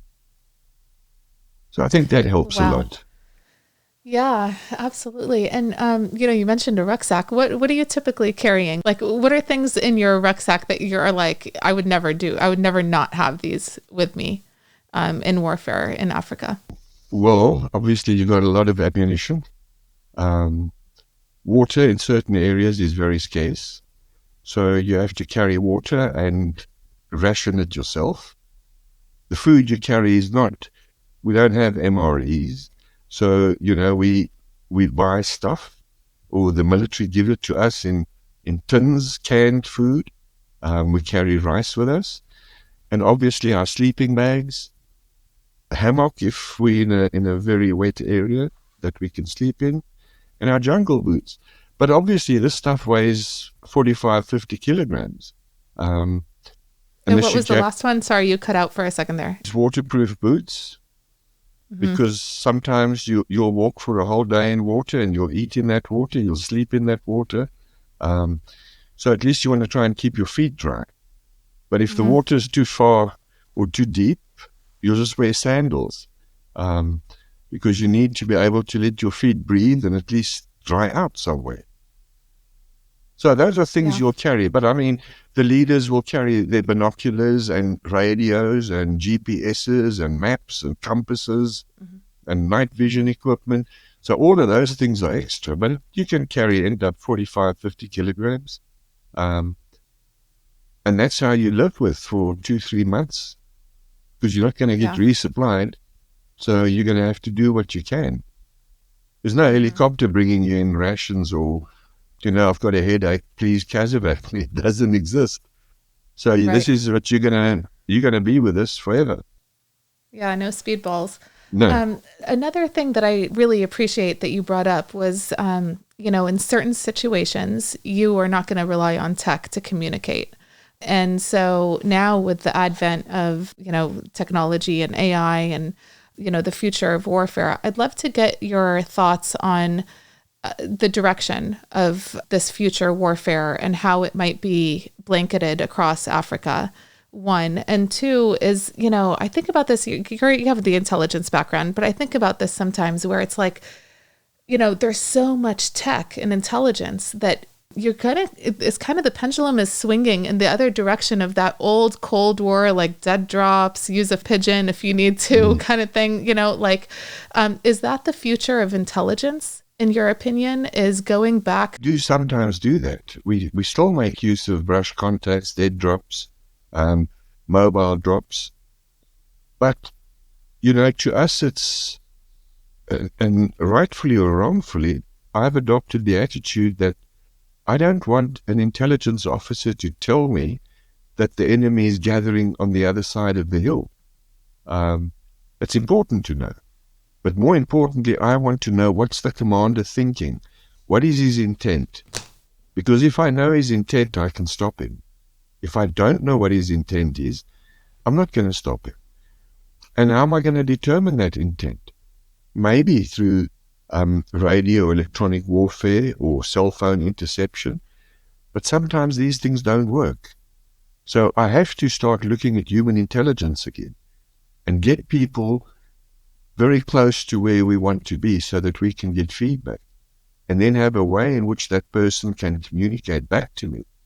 So we will use burner phones from time to time, and sometimes it'll be face-to-face meetings with people. It'll be a brush contact or a drop somewhere to pick up something, or there will be other ways in which we'll communicate, but we use human agents because there are places technology is prone to failure. So we don't want to rely on it. We'd rather have minimum tech and maximum human input than what we have a lot of tech. But technology and AI is great when it comes to, the analysts and that. They can use AI so effectively to start making predictions, because that's really what we want to do, and pick up trends and identify those trends, because those trends give us an indication of the enemy's doctrine or his thought processes or his intent, future intent. And that allows us to become preemptive as opposed to reactive. I think the biggest danger we have on the battlefield is the slowness of government forces to act. In Mozambique, the Ansar al-Sunnah, that the Islamist force that invaded, they were using drones, whereas the government forces had no drones. So by being slow to react and by not investing in the correct technology, they've actually given the initiative to the enemy. And once an enemy has taken that initiative and he's got traction on his actions and gathering momentum, it becomes increasingly difficult to stop him. And to stop him, you're now going to have to expend a huge amount of money. And make sure your forces are now properly postured and trained and correct and led, and that could take time and money. So I think, the technology is great, but I always say to these guys, when technology fails, you have to understand the basics. So that's why we will teach them how to do map reading. We will teach them, how to calculate the magnetic inclination, how to judge time and distance, and not rely on a GPS to do that, because there are places in the jungles GPSs don't work. Or you're up in, West Africa, and it's the Hamatan, the heavy dust that's blowing all along. It gets into your GPS, and your GPS doesn't work. Or your satellite phone. So what are you going to do? You have to be able to go back to the very basics again. That's a very important lesson, that we don't become too reliant on this technology. But none of these conflicts and wars are spontaneous. So when we are told that the enemy caught them by surprise, we disbelieve it, because the enemy started this conflict. He had to organize himself. He had to recruit people. He had to get funding. He had to get equipment.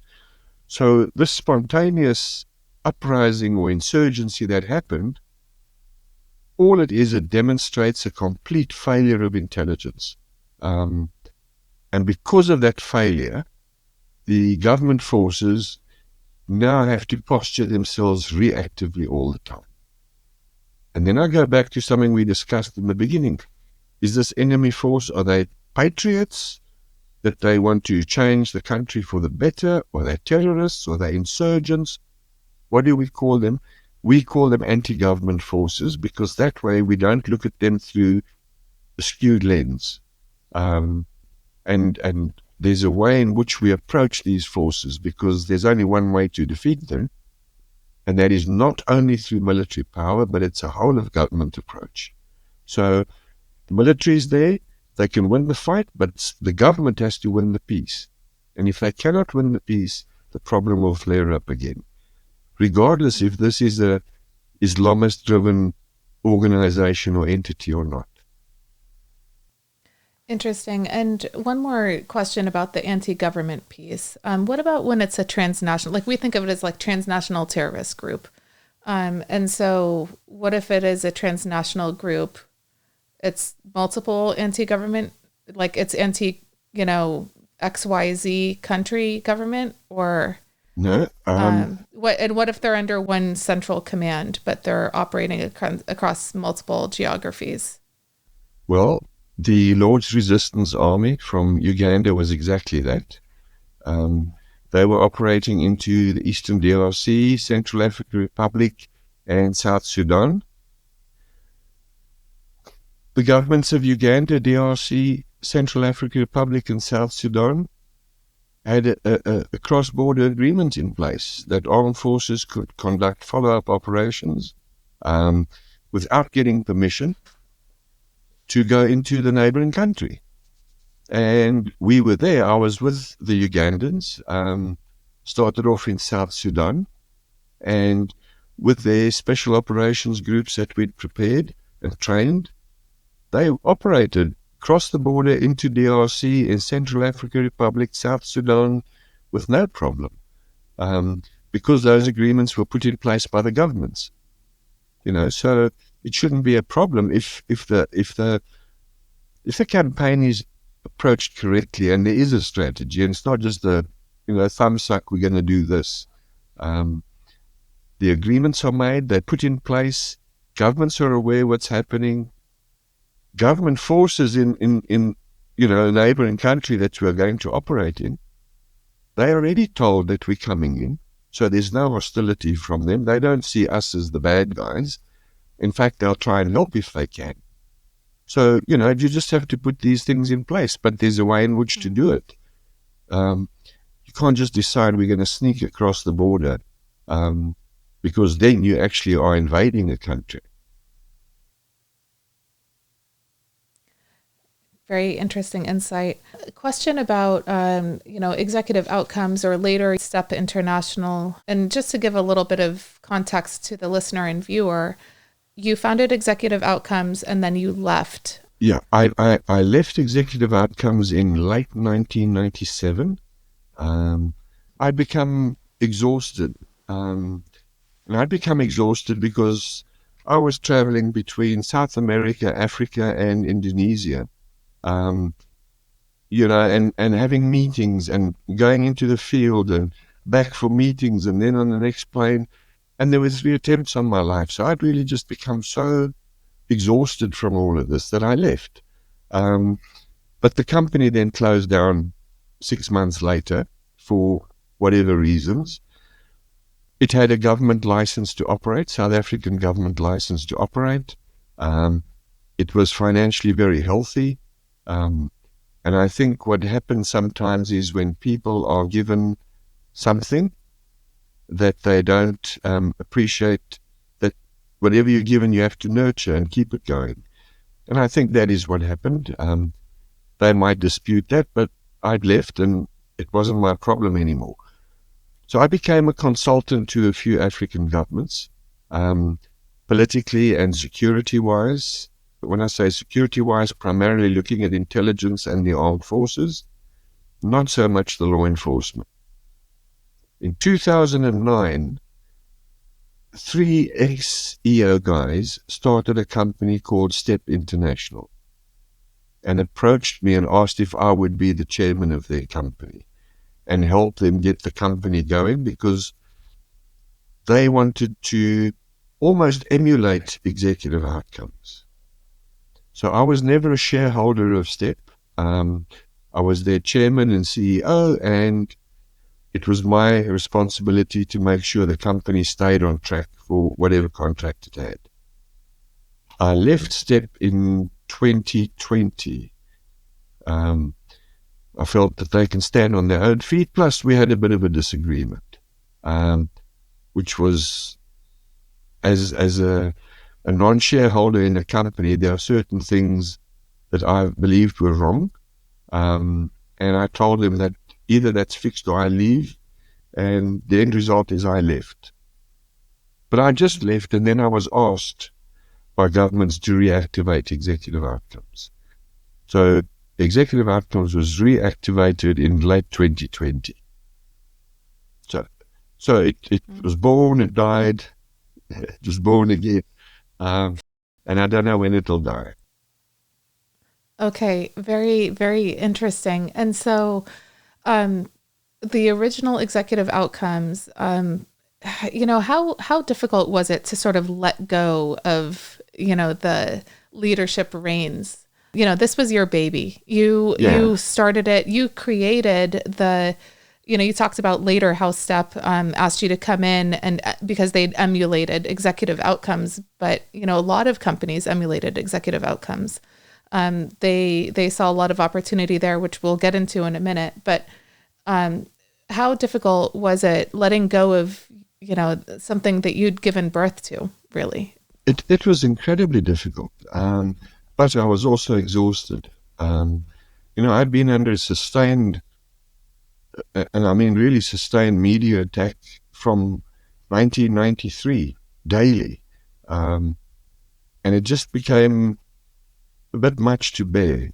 And then 3 attempts to get rid of me, with people thinking if I'm dead, the company dies. It wouldn't die. Because no company ends when, whoever's running it dies.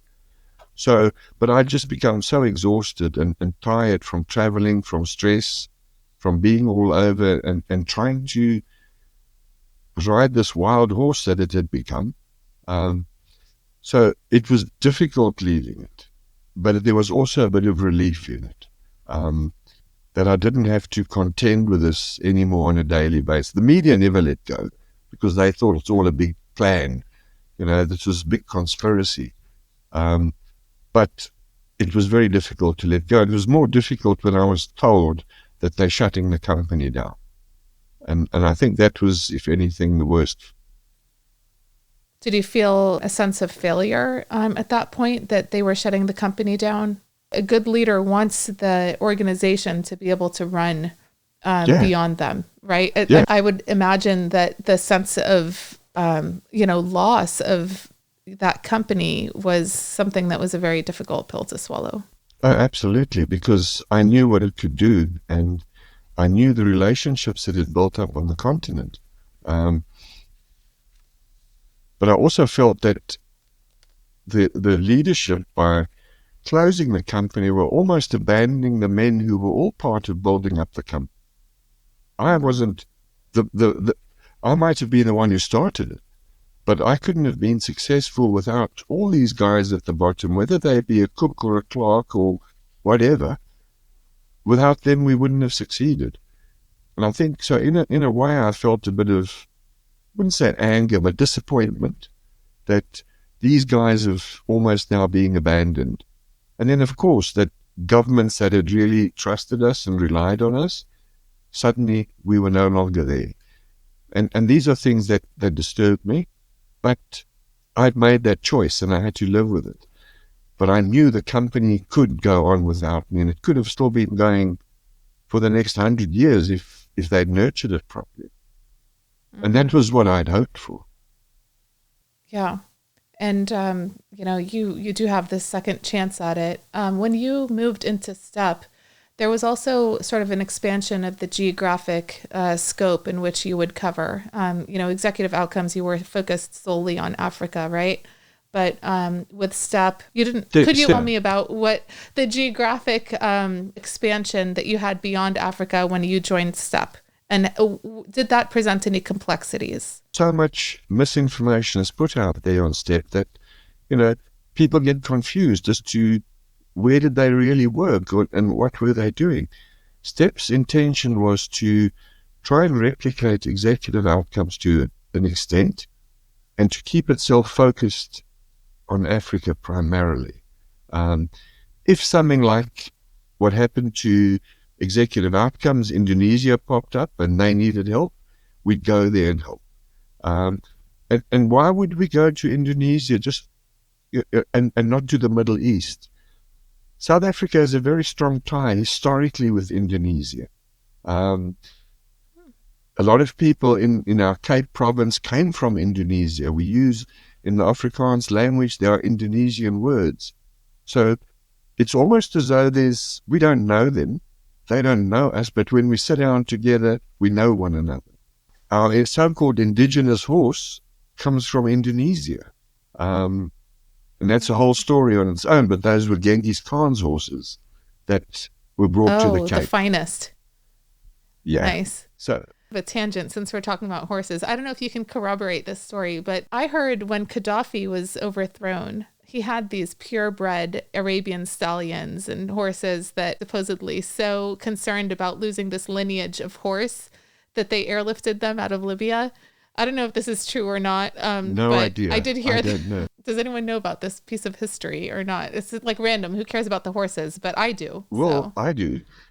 You see, Genghis Khan's sons and grandsons ultimately went down into what we now know as Indonesia. And that's where they stopped. The Dutch took control of Indonesia and it became known as the Dutch East Indies. And when the Dutch decided to turn the Cape Point into a harbor and a stopover for the Dutch East Indies ships, and they needed horses in the Cape, they brought those horses from Indonesia. And they were the bloodstock of Genghis Khan's army. Wow. So the South African horse traces its heritage back to Genghis Khan, actually. Just fascinating piece of useless information. Okay, so coming back to Sttep. So Sttep would stay focused in Africa. Yeah, we did try and open doors elsewhere, but we couldn't, they wouldn't open. We knocked, but it didn't work. And then, as I say, I left Sttep. And it was difficult to leave because Sttep also had very good guys in it. But what two of the directors had done, I couldn't live with. And it's not my company, so the choice is easy. I either like it and just stay there, or I decide to leave, and I left. And that was when I was asked to reactivate executive outcomes again. And that's what I did. But Sttep would focus or would keep its focus on Africa because that's where we felt comfortable and where we still feel comfortable. And so you have no affiliation with Sttep at this point either? No.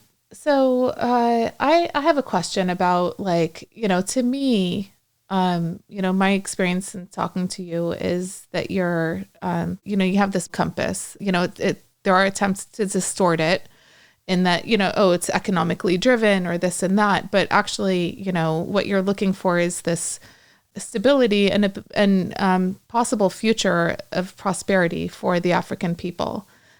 Were you ever asked to do something that was morally or ethically against your values, and so you turned down great economic opportunities? Could you maybe talk about that side of the moral compass? First of all, nobody works for free. So people want to complain that we're economically driven. Everyone's economically driven. I think the difference is we don't kill the cat and skin the cat and then eat the cat. We have, and we present to our government a very straightforward budget and say this is what we need, and they can monitor that account whenever they want to. So we're not there to steal their money, but we're not going to do what we do for free because we also have expenses to pay. And that's a debate I often get into people in the media who want to continually paint us as, you're economically driven. And I ask them, are they working for free? Does the electrician who comes to my house, he has a call-out fee. So whether he works here or not, I have to pay him. And then he gets paid for whatever he does here. And we are much the same. So, we don't care what people think about it. But yes, we've been asked to do things we turned down. We've only ever worked for legitimate governments, never for the opposition. We've never got involved with criminal syndicates. In fact, we've stopped a few, and some of them have been linked to governments. We've tried where we could to assist, and once again, the general term, the West, when we've picked up intelligence, but it's been ignored. But I'm digressing again. We've been asked to do things we've never done and don't want to do. So we'll rather turn down something, because ultimately we like to think the legacy we leave behind, not for the greater public, but for those who are close to us, is that we at least tried. Under very difficult conditions, but we tried. I wonder, like, from the perspective that you have, having the military career that you did, later with executive outcomes, you had a little bit more autonomy in terms of, like, doing the right thing and being able to lead yourself. But I'm kind of going back to those early military days, that burnout, that experience that the soldier has. If I were to ask you that question, did you ever ask yourself that? And how do you grapple with, the fact that there have been losses of life, all for something that sometimes is political, that is just out of one's control? And in the end, I think of that saying, young men fighting old men's wars. Mm-hmm. Yeah, I think to us, we know that we have saved many thousands of people. And I think that's the plus side of it. I think also on the plus side is at times the bad guys know we're coming and they actually stop because they don't want to stand up against us. So all of these things make something worthwhile, that you feel you've actually done something. Or to get a rebel group to lay down arms before a national election without using any force against them, but by talking to them. It gives us a sense of achievement. We've achieved something. But we also then go around at the end of the day and say, if what we're doing, are we really making a positive impact? Because surely, if we are, we'll be able to do so much more. Or, why does, in particular, the West want to stop us all the time? And that leads to this perception, and it's really across a large part of Africa, is the West is the bad guy in the story. You look at expulsion of Western forces and restrictions put on them and inviting people into this vacuum that's being created. So there's this whole almost mental confusion is maybe a better word for it. We know what we're doing is right because we believe in it. We know we've changed people's lives and we feel good about that. But we feel bad that we are not allowed to really get to the end of this and to stop this completely because there's always interference in it. There was the attack in the mall in Nairobi a few years ago. What was it called? Westgate, I think the Westgate Mall. Yeah, Westgate. We were told about that. We went to see the Kenyans. The Kenyans were told they must not talk to us. We said, who told you? They said, no, we can't tell you. But I said, listen, here's my number. Call me when you think you want to learn about an attack that's going to happen in your bloody shopping mall. And we left. We go, why are these things happening? Who's benefiting? Now, I will tell you one thing, the West isn't benefiting from it. It's short-sighted, and unfortunately, and I said right in the beginning, it's created the perception that part of the problem is from the US, not the Europe, the US. But now we're seeing the French are learning their lessons as well now. They're being chucked out. They're now trying to get into Nigeria, which was a British colony, and that's going to cause some friction between the Brits and the French. That's going to come. And we're just going, guys, what the hell are you doing? And anyway, where have they succeeded on this continent? Nowhere. But how much money has been spent?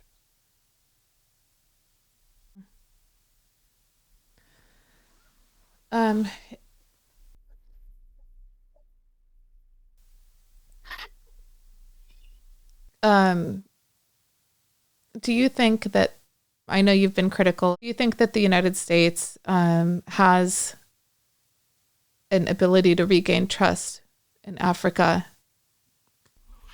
I think so, but it's going to have to plan it very carefully. And it's going to have to use a proxy to start off with, to let that proxy develop the trust initially on behalf of the US, because there is huge distrust. And I'm not exaggerating that. You pick up any newspaper in, not all, but most African countries, and there'll be an attack on the US from that paper. And whether that attack is warranted or unwarranted or true or not, irrelevant. It's what people read and then think about it. So yes, the UN can, and the US can, and it has to. Because if not, it's going to find itself in a very difficult position. And difficult in the sense that you want coltan, buy it from China. You want this, buy it from China. You want that, buy it from Russia. And they're not your traditional allies. And that puts your adversaries or your opponents in a very powerful position over you. So Eeben, you as an individual, what do you hope the relationship between the United States in particular and South Africa would be? It's difficult for me. I was asked to go and lecture in the US last year or the year before last. And let me just preface this whole discussion by saying the US must stop seeing criticism as someone being anti them. I criticize not to be negative or to be anti, but to try and save lives. we watched that horrific video of those US troops that were shot in Niger. I don't know if you ever saw that. It was the US Special Forces team. And we're going, guys, how does this happen? And it tells us a lot of things are wrong. And I criticize these things. So anyway, I didn't apply for my visa. I was asked to go lecture. I was asked to a university. Would I be willing to speak to the military? Of course I would. I'm there. My visa is denied. So, what do I think about the US-South African relationship? I hope the US sees through the veil of disinformation that's being spread, number one, and I hope they start sanctioning people in their personal capacity, because that's the only way they're going to get somewhere. But the problems here are going to escalate because of foreign funding coming into militant groups. We have several radical Islamist groups that operate virtually openly in South Africa. We have an indigenous, local, domestic, totally left-wing, anti-white political party, and they can say and do what they want. And I think those things need to stop, because South Africa should actually and can actually be a serious powerhouse for Africa. But it isn't. And it's losing that ability to be it. It's destroyed all its state-owned enterprises, it as the government. It's forever looking to someone to give it money, whereas we actually have the money, except it's being stolen. South Africa could be a powerhouse. Yeah, absolutely. And we ought to be one. But the whole of Africa can be, if it stops the conflicts. But to do all this, we need strong political will, and we don't have that. So, if you're lacking political will, everything else lacks will, whether it be law enforcement or intelligence or the armed forces or even the economy, because people's perceptions is the government doesn't care, so why must we care? And that's when you start losing that ability to stay on the edge of everything. And that's where we are at the moment, and that's my concern. I really want this country to succeed, but I find it very, very difficult to understand the type of trajectory it wants to put the nation onto, because it's not, in my opinion, it's not a healthy one.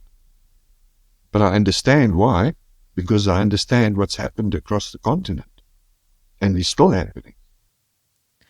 Do you think that there is a difference in administrations? It seems like a lot of the moments of disagreement that you've had have been under Secretary Clinton, the Secretary of State at the time. And I'm just thinking, do you have a sense of which party seems to be more pragmatic when it comes to Africa, or is it all just one and the same?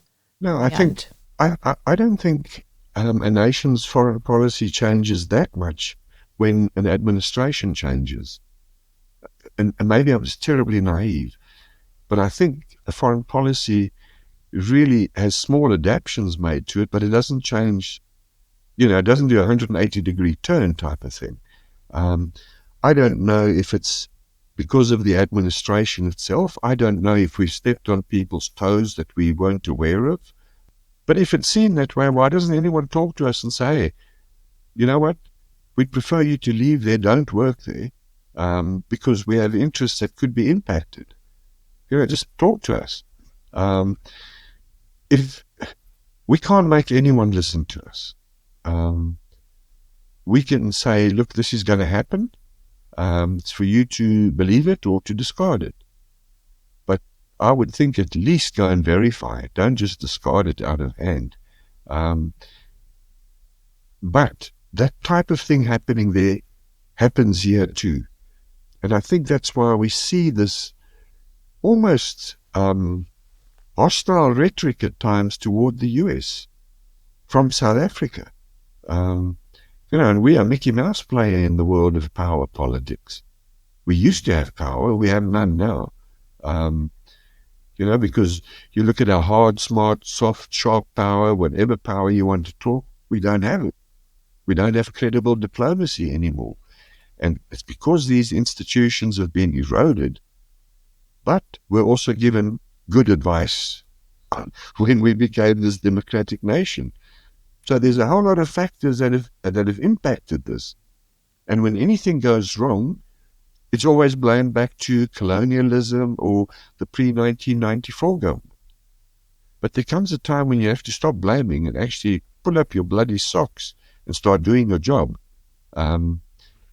And we would personally like to see a better relationship with the US. But I also think South Africa has to look at hedging its bets, because we have been betrayed by the West. And we cannot get ourselves back into that position again. Which brings me to the point, can the US regain lost influence? Most definitely. But it has to do it differently. And it has to do it smartly. Otherwise, it's not going to get it. If there were 3 recommendations that you could give to be able to regain that influence, what do you think the foreign policy community would benefit from? I've never thought of that. I'd have to think. I think first is to actually help governments to really come to terms with the risks and the threats they are facing. Because that's going to determine the national strategy and how they can actually fix this trajectory that the state is on. Do you know that I've tried to look at the threat and risk analysis of some countries that were done by foreign people, and it's pathetic. And I think those things need to be looked at, but not in a condescending manner. And I think the condescension has to go away for a change, and people have to be held accountable. If money is given to a state, they must be able to account for it. And accounting for, donor funding from a government is not how many cars I've got or how many shopping trips my family and I go on. Those things should be stopped. And then I think that the people who have really been causing the problems should come under severe personal sanctions. Because they're causing problems throughout the continent.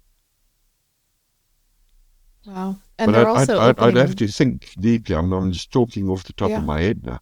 The governments that open up their doors to groups like Hezbollah, there's no question that there is that presence in Africa. And Absolutely. I just, from your perspective, but what do you think Hezbollah is doing there? What do you think IRGC is doing there? What do you think these proxy groups are doing in Africa?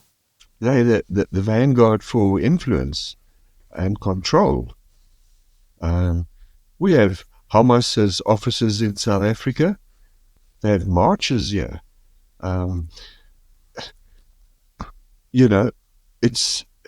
They funded, we all know from where, from Iran primarily, especially Hezbollah. This is all about influence and exerting influence in order to take control, because they want to establish more caliphates, and Africa is a perfect place for it. That's what the ADF are doing in the Eastern DRC, is trying to establish a caliphate. But there's this N23 thing going on. So this is interesting because, you're talking about establishing a caliphate, an ideologically driven, one tactic, a means to an end is terrorism. So, back to an earlier point, not having a counterterrorism component against this type of ideological aspiration, isn't that creating a gap in the security space, in your opinion? Well, to us, and I'll speak about us as executive outcomes, terrorism is a tactic. So you can win the fight, against terrorism. But the core concept of the faith that they have in the religion, that is a different war, and that's a war that has to be fought by the government in the sense of allowing these people building the infrastructure, getting them out of the ungoverned areas, showing that we can do more than what Hezbollah can do, for example. But that isn't happening. What we are seeing is Hezbollah coming in, trying to develop some infrastructure, using that infrastructure and taxing the people. But the people feel okay about that because Hezbollah have given them more than what the government's given them. So, Right, that's building schools, hospitals. And that's where we're going wrong. And that's why we say you need a whole of government approach, because the military and the police and intelligence, your security forces, can win the war, but government has to win that peace. And that we don't see happening. What's going to happen, and just the day that this is hypothetical, Ansar al-Sunnah do an attack in northern Mozambique on the oil facilities. The pirates come down and they control the coast so that no ships can get in or out there. Hamas do an attack in Maputo, which is the capital, and the Iranians send a force down to bolster the Hezbollah guys. What's Mozambique going to do? Nothing. What's the West going to do? Talk. They'll talk, and they'll call a UN Security Council meeting and condemn it. And as I said earlier, the UN have discredited themselves in Africa. They've had no success anywhere. I've asked many people, and UN people, I said, tell me where's your success been? There hasn't been any. And you look at the budgets they've got. That's why people in Eastern DRC, not the government, the people, want this UN contingent out of the Eastern DRC. They don't want them there. They didn't want them in Angola. They didn't want them in Sierra Leone. But they have to force themselves in, and they have to keep this thing going, because if it ends, they have no reason to be there. Well, I sure do hope for a better future on that front. And I hope that, this administration, people in this administration will be able to really hear what it is that you're saying, because if there ever were a time to pivot, it would be now. I was very pleased to see the Secretary of Energy talk about, you really acknowledge, some of the failures that the United States has had in Africa, but that, we want to be seen as a reliable long-term partner.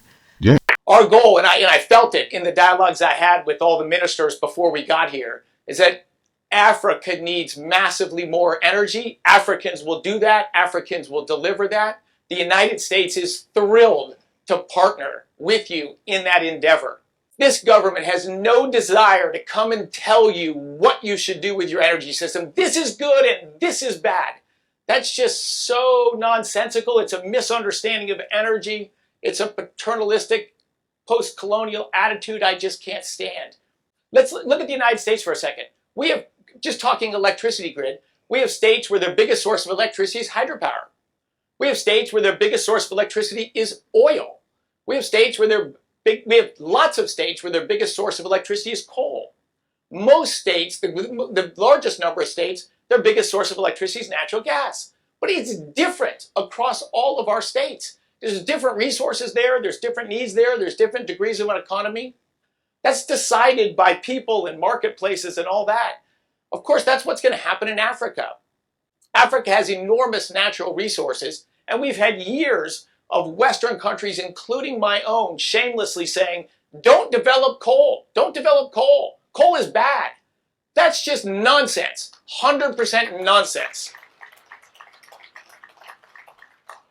Coal has been the largest source of global electricity for 100 years. That's, that is like the key message. And back to my earlier statement, for the well-being of my children's generation and beyond, I believe in American exceptionalism. I really do. I'm very proud to be an American, and I'm a patriot. I hope that looking forward and looking to what our needs are, we'll be able to, reposition ourselves in a way that is beneficial for everybody and all players involved. And I do believe there's a way to do that and achieve it. Yeah, I think so too. And I think the US, and again, I'm not in the US, I'm not an American, but the US needs to retain its position in the world as a superpower, and that it's able to exert the necessary influence when and where it must do so, in a manner that, an opponent or an adversary will say, okay, I'll wind my neck in, I'll stop. Because that was the old US. That's the US I grew up knowing and reading about and understanding. And that gave us, I don't know if it gave us a belief in the ability of the US. And then, as I say to you, we went into the army and we knew we were betrayed by the West. We went into Angola on the behest of Kissinger, who convinced the South Africans to go into Angola. That's how we ended up going into Angola. And then we were betrayed, so that's the type of thing I think the government has to look at, regardless of what administration is there. Don't betray your friends and befriend your enemies. Keep your friends close, but bring your enemies in, and you can, because the more friends you have, the worse off the enemy is. But right now, Africa is turning against the US, and you have to change that. And your Secretary of Energy, one has to be careful that whatever was said from Africa's side was not just platitudes or rhetoric. Are they going to do something? An ambassador once said to me, African ambassador, and it was just at the time that AFRICOM stood up as an independent command, asked to see me. In fact, he asked me, should I go and listen to the AFRICOM people? And I said to him, of course you should. And he said, but we don't like them. And I said, it's irrelevant. If you like people or not, go and listen to what they say. And he came back and he called me and he said to me, he was a bit disappointed. He said, because AFRICOM told us, and I'm now paraphrasing an ambassador, you will do the following in your country. He says, they come and tell us what to do in our country.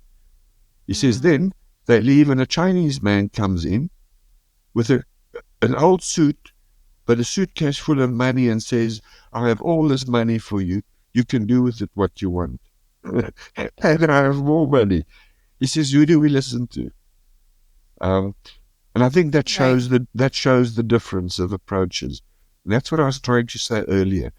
The one approach has been to militarize, and the other has been to, for want of a better word, develop infrastructure. And it's all part of this Belt and Road initiative. They have done good. They've left something. But I ask the question again, what have all these training missions actually achieved? They've achieved nothing. I mean, if they had achieved, there wouldn't be any conflict on this continent. We could go to Somalia on holiday and sit on the beach. But that's the whole thing. But it seems and that's unfathomable. Why I'm saying, no, these things can be sorted. These things can be sorted. There's no problem that doesn't have a solution. Indeed. So, Eeben, I was wondering, at one point, I know we've kind of been talking at length here, and please light up a cigarette, relax, Actually, in looking at your hat, you just lit up, it kind of illuminated the logo. I love the Executive Outcomes logo. Thank you. Can you tell me about, your designing of that? And, actually now as I'm talking, when you were talking about how you wanted to become an architect, the irony is that you are an architect of a whole new industry, Yeah. So the world has come full circle. And can you tell me a little about the logo and the chess piece there? It was to move across the border of Africa, and it really is part of my personal coat of arms. Has the EO chess piece on it, and the ribbons under the countries that we've worked in. It's their national flag colors. So that was really where the idea came from. Initially, obviously, there weren't any ribbons down because we hadn't worked anywhere except South Africa. And our flag had changed, so we weren't too keen on putting that on. But it's Angola, like Sierra first Leone. edition. Yeah. So that's really where the logo came from, that we would go anywhere and move across this border of Africa to help, these governments that needed our help and that felt they'd been abandoned. We'll go and help them. And that's probably a Genghis Khan horse as well on there. Yeah, most probably. Most probably. Yeah, isn't it funny? I just want to talk a little about your being an author. You mentioned about the time that you stepped away from some of the private military work that you were doing. It seems to me that you perhaps use this time as like a catharsis. The first book was Executive Outcomes Against All Odds. And I wrote it to expose the hypocrisy and disinformation that's been going on this continent, as well as to hopefully illustrate how easy it is to end these conflicts. 500 men go to Angola for 6-8 months, train up a brigade, which is not the same as a NATO-sized brigade, and go against an enemy of 90,000 men under arms, trained, battle-hardened, who've won every fight they've been into, and we defeat them in a few months. And that's really, I said to you, that's where the concept of composite warfare came from. But the first book was to explain on executive outcomes and to expose all of the disinformation that went on. So that was the first book. It wasn't easy because I'm not an actual author. And it was a very difficult book to write because it brought up a lot of anger in me. But in a way, it was also good because it allowed me to put out there to those who are interested as to what really was going on this continent. So that was the first book. It met with its own controversies. Bookstores refused to carry the book because it went against the narrative that's being propagated. No one wanted anything to do with the book, and in fact, some bookstores were threatened if they carried that book on their shelves, they could burn down by accident. So the book caused a lot of upset from people, but I couldn't care about it. The second book, the first edition, was published 2016. That was called Composite Warfare. And that was really distilling all the concepts and ideas I had on conflict and war in Africa and how to end them into one book for African armies. And it was actually written for African armies. The third book was called The War for Africa, and that's primarily the operations of Sttep. Before Sttep, during Sttep, and after Sttep, as they happened. But again, to try and make people understand that these wars don't require rocket science, high technology, and billions of dollars to stop. They can be stopped very quickly, and I mean, I'm being simplistic about it, but very easily. And then the fourth book was Human Intelligence. Because I wrote that, I was asked to, how can African armies gather the intelligence to drive composite warfare operations? So that book was written with that point of view. And now we're busy with a book, several authors from across Africa, a book on disinformation operations and how these are impacting on governments and how they change the views of the people to either support or go against the government, and how that is used to either influence or interfere in domestic politics. So that's what we're busy with at the moment. Wow. And you just finished a second edition. Yeah. So congratulations on completing that. Thank you. So I generally end the podcast asking a couple of thoughtful questions that I hope the next generations will be able to benefit from. So looking back at your extraordinary journey that you've had and fighting from sort of the shadow wars of the Cold War, all the way into the kinetic actions that you had to take in Angola and Sierra Leone. What do you think the single most important leadership lesson you've gained is in your holistic experience? Appoint people who are strong in areas that I'm weak in. I'm not a good administrator. I'm not a logistician. And I need strong people there to make sure that those aspects are kept correctly. So to me, that's one of the most critical things from my position. I also think that I need to make sure that people understand exactly what I want and that they buy into it. Because if they do, I know we will succeed. And then thirdly, to make very sure, we have a very strict code of conduct that if someone oversteps that in any way, we will take immediate action against him, because ultimately we are guests in these countries and we have to behave as guests. No matter if a country is at war, as the leader, I need to make sure that my men might arrive as strangers, but that they leave as friends. And so to many of us, it's great to, in the morning, open the email and there's an email from a soldier we trained in East or West or Central Africa, just writing to ask how we are and, how's our families, and tell us about their families. And that also tells me that what we've tried to do has actually rubbed off, and they still regard us as friends years after we've left. So those are important to me, but probably critical is to appoint people who are strong where I am weak.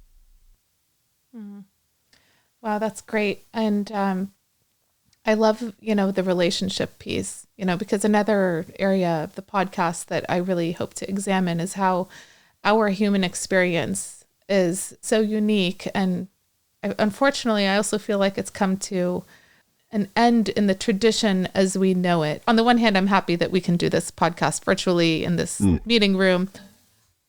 But, I am hopeful that the human experience is captured in this podcast of this has been the experience that we've had. These are the decisions that we've taken, and this is why. And I think in the end, we're all out here just trying to make the world a better place for what comes after us. And, I want to acknowledge you for, your actions in that space. And I found that no leader comes without controversy. But, only the people with true fortitude are able to get through some of those darkest hours. I really want to acknowledge you for your desire to try to leave the world a better place. Thank you especially very much. Africa. I'm fortunate. I'm surrounded by good people, so it makes it easier. The final question. This is the Not A Grayman podcast. And you understand the term of being a gray man. If you were able to recount your life and go back and either stay in the shadows and remain a gray man, no one ever knew the name of Eeben Barlow other than, those you worked closely with, or, your trajectory that you took of, standing up to something that you strongly believe in and becoming known and not being a gray man. Would you rather be a gray man or not a gray man? I think it's a difficult question. I think fate takes us where we ought to go. I think I have the advantage that I understand the shadows and I understand the sunlight.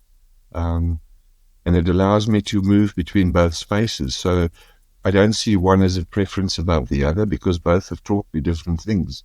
And I think both have taught me that, if we're not prepared to stand up, and if we will fall for anything or believe anything, we'll fall for anything.